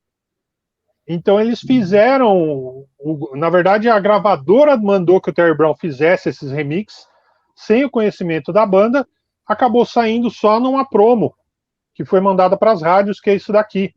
Então a música Clouds in My House tem vocal feminino junto, tem umas coisas diferentes. Então as partes nessa versão aí. Nessa versão. Mas não é a versão do disco. A versão que só saiu nessa promo. Mas foi o suficiente para alguns fãs acusarem o Voivode de se venderem, sendo que eles mesmos alegam, pô, a gente nem sabia disso daí, a gente ficou sabendo depois que já estava nas rádios.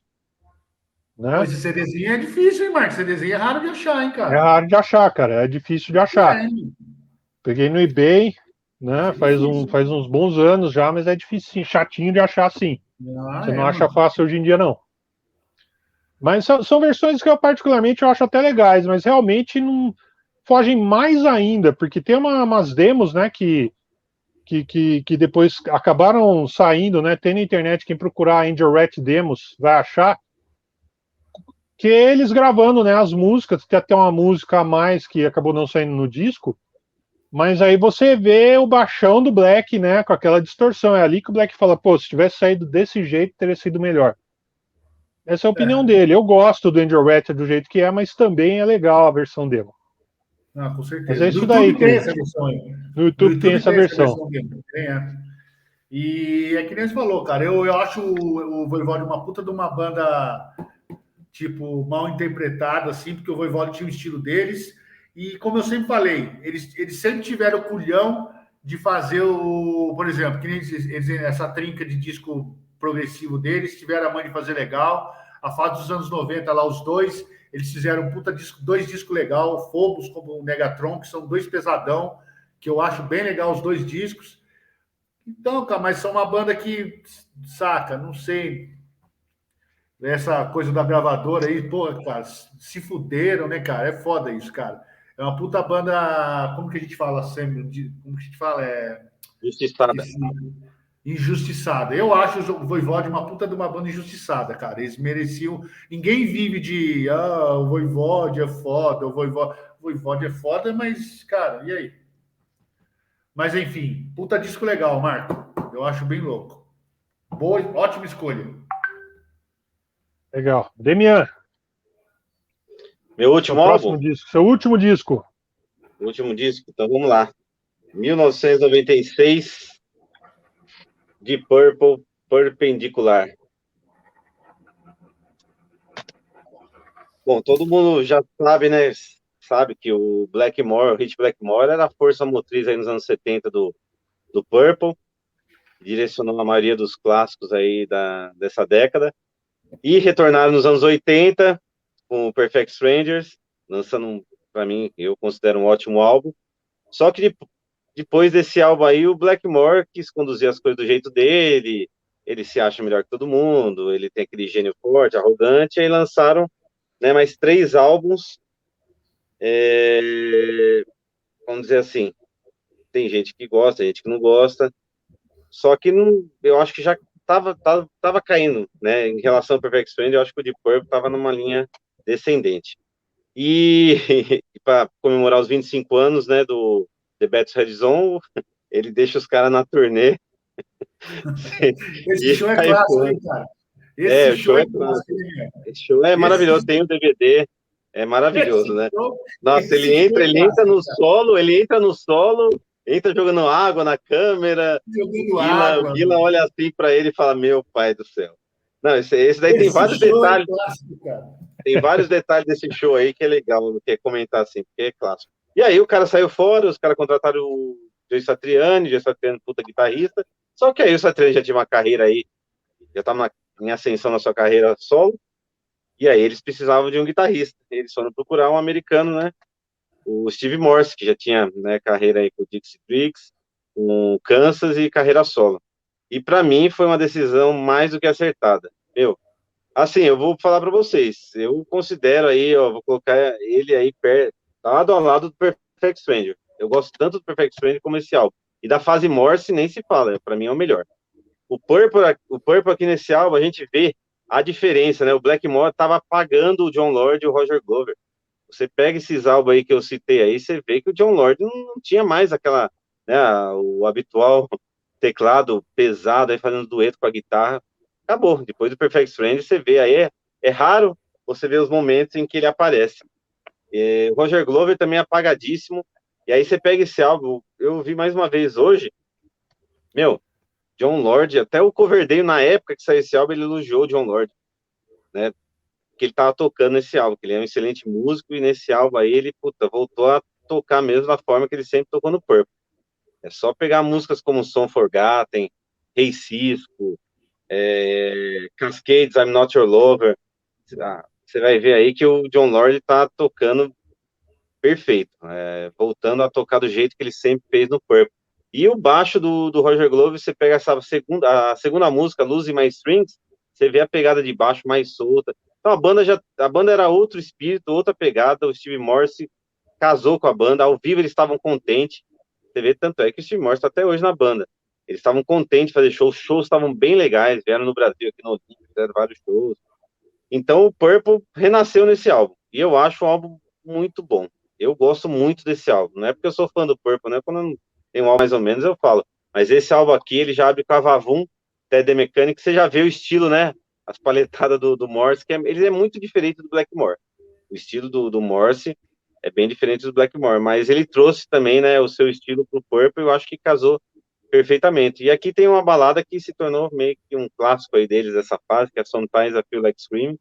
Eu acho uma balada sensacional, de extremo bom gosto aí, a guitarra do Steve Morse.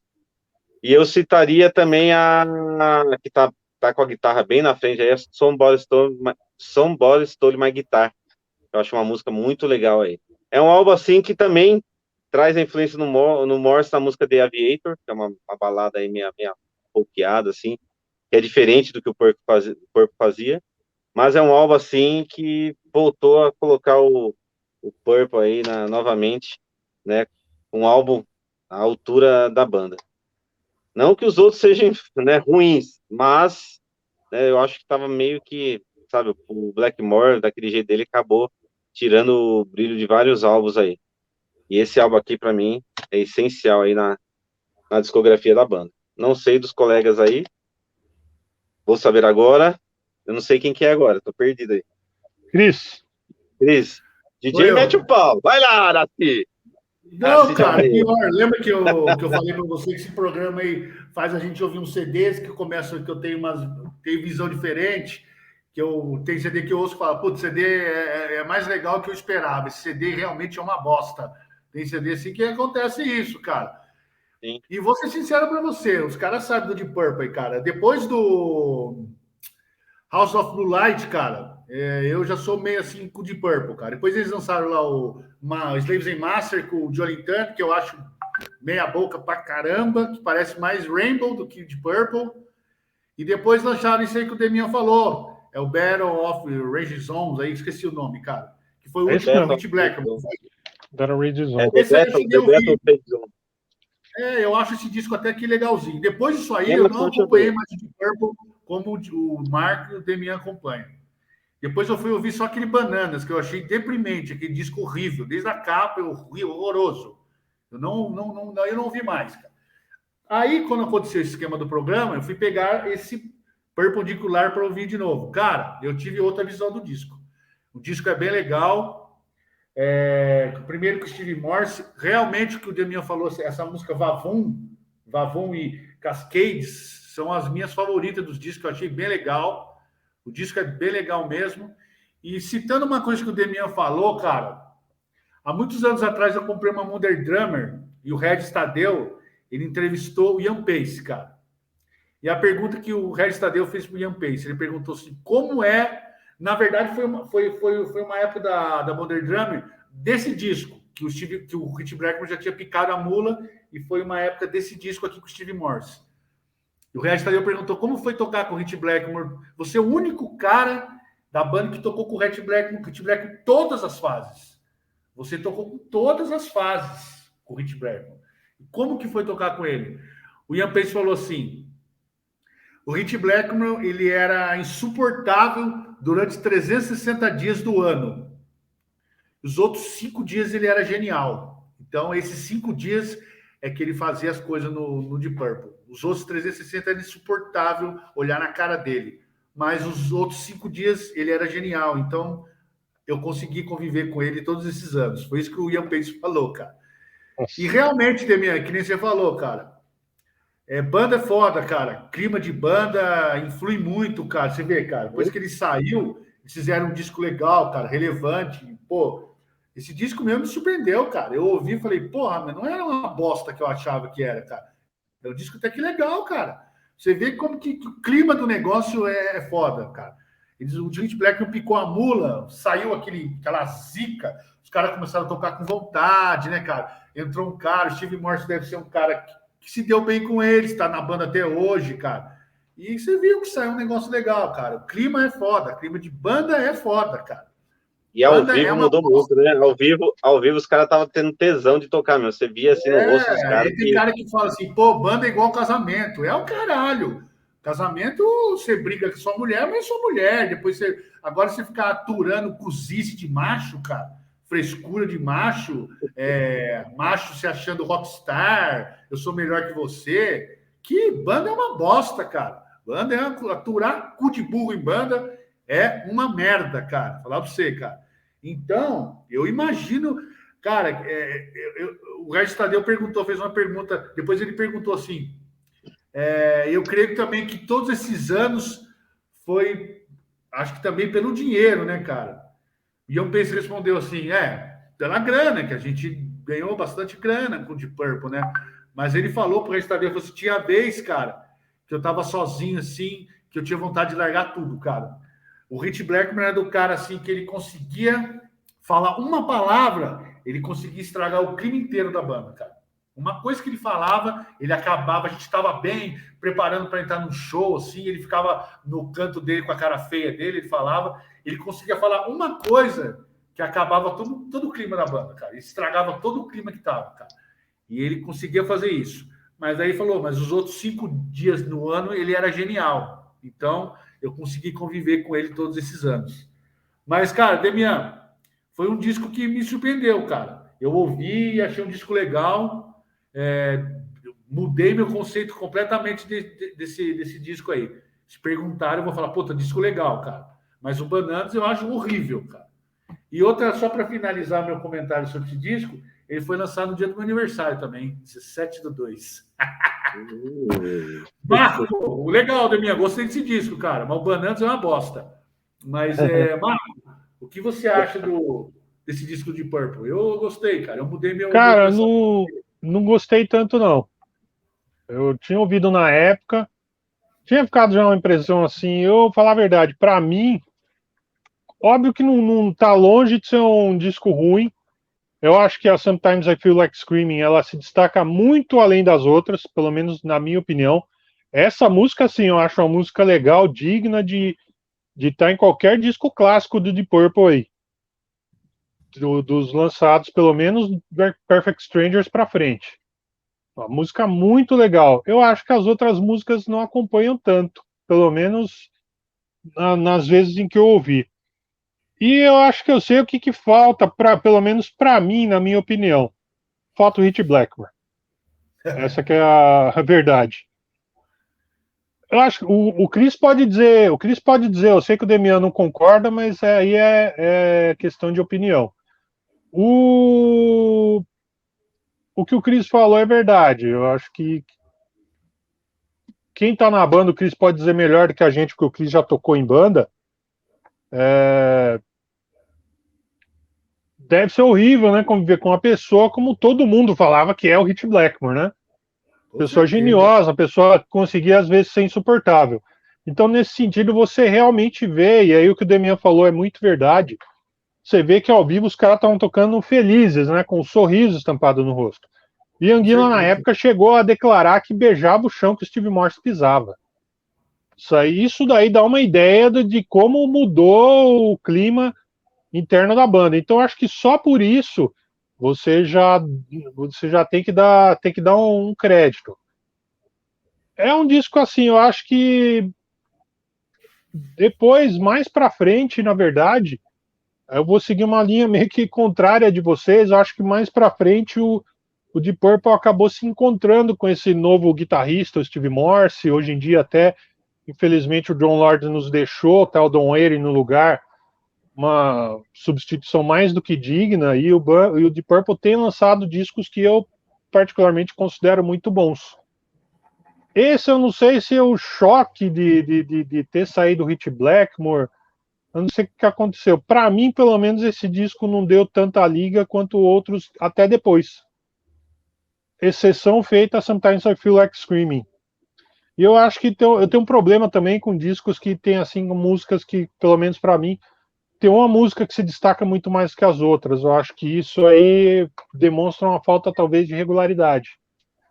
Que aí eles retomaram, né, na verdade, de Purple. Claro que é uma banda de cabeceira aqui de casa também, é uma banda que não acho que tenha nenhum disco que seja propriamente ruim, nem o com o Joe Turner consegue essa façanha. Não.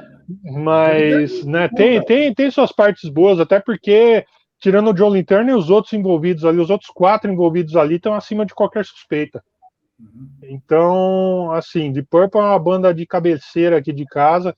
Com certeza é um disco que eu vou ouvir mais ainda também, porque foi um disco que na época eu ouvi, não me chamou tanto a atenção, eu acabei meio que deixando de lado. E aí eu ouvi de novo agora, o Demian citou, falei, opa, boa oportunidade para voltar a ouvir. Ainda não me desceu, mas eu também não fecho as portas, eu vou ouvir mais vezes ainda. Para mim, eu acho que ainda tem chances de ser um disco que venha a ser um disco que tenha um melhor que me cause uma melhor impressão. Mas por hora, pelo menos, é isso. Cris, acho que é o último disco agora, né? Último. Cara, eu não vou enrolar muito, porque o programa já está batendo 1h45. Eu só vou falar do meu último disco aqui, que eu sou muito fã dessa banda, muito fã mesmo. Eu resolvi falar esse disco porque anos 90, né, cara? Podia ter falado anterior, mas resolvi falar esse disco por causa que foi uma mudança de batera. E vou falar do excelente álbum da grande banda, que eu sou muito fã, eu e o Marcos somos muito fãs, Napalm Death, Utopia Banished, lançado em 1992. Essa banda aí é maravilhosa, cara. Os caras são foda. Todos os discos deles, eu gosto de todos os discos deles, do Napalm, essa fase anos 90, Utopia, o Diatribes, toda essa fase. Tem muito cara que não gosta dessa fase anos 90. Muito foda, não tem o que falar. Eu conheci o Napalm Death pelo From Enslavement, que eu fui na Woodstock. Eu lembro que eu fui na Woodstock e eu comprei a fitinha do From Enslavement e do Terrorizer World Downfall, cara. Comprei no mesmo dia as duas fitinhas, cara. E eu ouvi o From Enslavement. Só baladas. Só balada, cara. Comprei as duas fitas na Woodstock. Assim, e aí depois eu fui ouvir, comprei a fita de novo do Harmonic Corruption, cara, que é uma outra coisa. O Barney entrou no Harmonic Corruption, o Barney já tinha entrado no EP anterior, né? E foi o primeiro full álbum com o Barney, o Harmonic Corruption. Aquele disco é maravilhoso, cara. Não tenho o que falar, nota 10. E aí vem o Utopia Banished, que o Mick Harris saiu fora. A gente falou assim, puta, o Mick Harris saiu fora do Napalm, agora fudeu, mano. Por incrível que pareça, não fudeu nada. Entrou o Dani Herrera, que fez o mesmo trampo e arregaçou. Eu só quis falar desse disco porque eu sou muito fã do Napalm. Acho que não sei se eu já tinha falado desse disco no outro programa. Mas eu quis só citar por causa de mudança de baterista, que na época todo mundo ficou meio assim, puta, o Mick Harris saiu fora. E agora, cara? Vai perder toda a essência da banda? Não. Entrou o Dani Herrera, arregaçou. E é um puta álbum de death metal, grindcore, assim, fudido. E o Napalm Death é uma das bandas que eu sou muito fã, é uma das minhas bandas favoritas, assim, cara. Eu acredito que eu tenho quase 90%, 100% da coleção. Eu não tenho os splits, assim, mas eu tenho coleção inteira, quase. É uma banda foda. Eu sou muito fã, nota 10 para esse CD e para essa banda que é a edição. E a gente meio que falou, comparando com o Fugazi, na Napalm Death também tem uma atitude, uma postura fodida que sempre tiveram e sempre vão ter. O Barney é um cara foda, o Shane é um cara foda, e isso que eu respeito também ele, a postura dos caras fodida, cara. Na Napalm Death é muito foda. Marco, o que você acha do Utopia Banished? Não tenho que tirar do que você falou, Cris. Puta de um disco de death grind poderoso. Havia mesmo, né, esse receio depois que o Mick Harris saiu da banda. Lembra disso, né, Marco? Lembro. Né? Puta, saiu o Mick Harris da banda. Ele falou, puta, e agora, né? E agora? Entrou o Dani Herrera, que assim, o Dani Herrera, se comparado com o Mick Harris, o estilo do Mick Harris é mais caótico, né? O Dani Herrera é mais técnico, especialmente nessa fase. Ele era um baterista realmente mais death metal mesmo, né? De death metal mais puro. Né, se comparado com o Mick Harris, que é um estilo totalmente aloprado de grindcore. Que, aliás, ele foi um dos, né, se não o pioneiro, exatamente, Cris. Esse jeitinho dele de tocar. Loucão, é louco até hoje, cara. É louco até hoje, verdade. Esses dias o Chris o Mick Harris saiu porque ele lançou aquele projeto dele na época metal industrial, hoje em dia é um som industrial puro, chamado Scorn. O Chris me mandou esses dias um vídeo de uma apresentação do Scorn, hoje em dia, na época era uma dupla, hoje em dia é só o Mick Harris. O bicho continua maluco, que nem na época do Napalm Death, né? Ô, Marco, continua o mesmo Matusquela. Eu tenho no Facebook, você tem que ver, ele posta vídeo todo dia, ele é xarope até hoje em dia, cara. Já não tem jeito, né? É o mesmo estilo, o mesmo esquema. Isso eu acho, isso é uma coisa que eu admiro muito no artista, né? Um artista que não muda a essência, né? E isso é uma coisa nas bandas que foram citadas aqui hoje, acho que sem exceção, né? Quase sem exceção, na verdade. Tem uma outra exceção, mas são artistas que mantiveram sua essência, né? Que se mantiveram coerentes, tirando um ou outro aqui, mas a maioria aqui é de artistas que mantiveram sua coerência durante a carreira, e Napalm é uma delas. Descasso para mim também, um dos meus favoritos dos anos 90. Demian, o que você achou aí do Utopia Banished? Eu já, né, Napalm Death, o Cris já citou várias vezes, vocês curtem pra caramba, que eu ouvi uma vez, é que o estilo, né, do Napalm eu não curto. Então, vou falar o quê? Eu não vou falar mal da banda, é o estilo que eu não curto, né? Não, claro. Né, não tem como. Normal, mas eu ouvi uma vez, que eu acho que quando é citado, pelo menos uma vez tem que ouvir. Eu ouvi essa única vez, e é o estilo dos caras mesmo, esse daí não teve nenhuma mudança, né?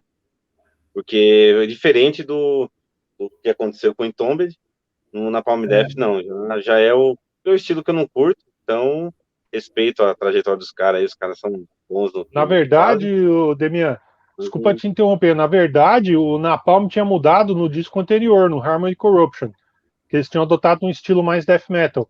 Nesse disco aí, eles voltaram a ser um grindcore, só que aí o death metal ficou por causa da bateria, exatamente pelo Danny Herrera ser um baterista mais técnico, comparado com o Mick Harris.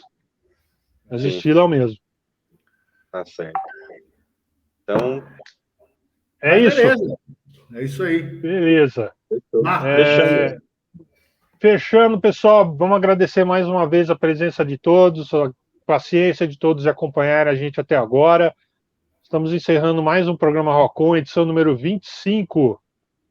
Muito obrigado a todos, todo o pessoal que participou aqui com a gente, o Regis Vernisságio, Elton Andrade, o Jorge, a Ariana, esposa do Cris, a Thaís, minha esposa, Thiago Reis, que começou aí o programa com a gente. Mandar um abraço para todos e até a próxima edição do programa Rock On. Demian. Também agradeço a participação de mais uma vez no programa, os colegas de sempre aí, Marco, Cris, por mais esse programa, e a todos que participaram aí, um grande abraço, e que daqui 15 dias aí estaremos de volta, com certeza, aí com mais Rock On. Obrigado aí, pessoal, até mais. E o DJ, Vaca Louca daqui a pouco, tá no horário já, hein? O que foi?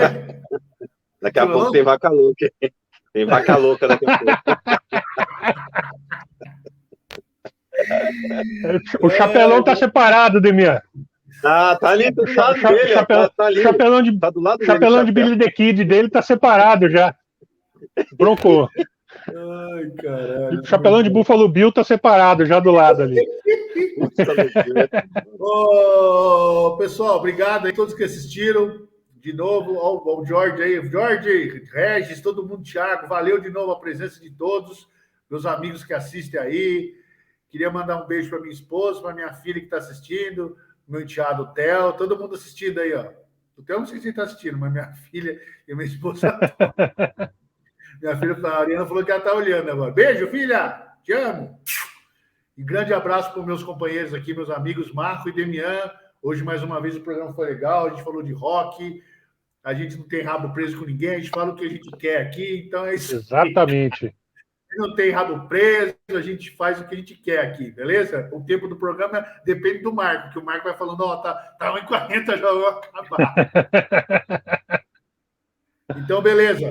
Beleza, rapaziada? Demian, valeu. Pessoal, Marco, valeu. Valeu, Cris. Cris, Demian, valeu. Até a próxima. Até a próxima. Posso cantar uma música para terminar? Não. Nossa Senhora. Vou cantar... O Demian foi embora até. O Demian foi embora, cara. Ele quis ir embora. Ele foi embora. Que músico, caralho. Posso nem cantar, cara. Beijo, filha. Tchau. Tchau. O Demian saiu correndo.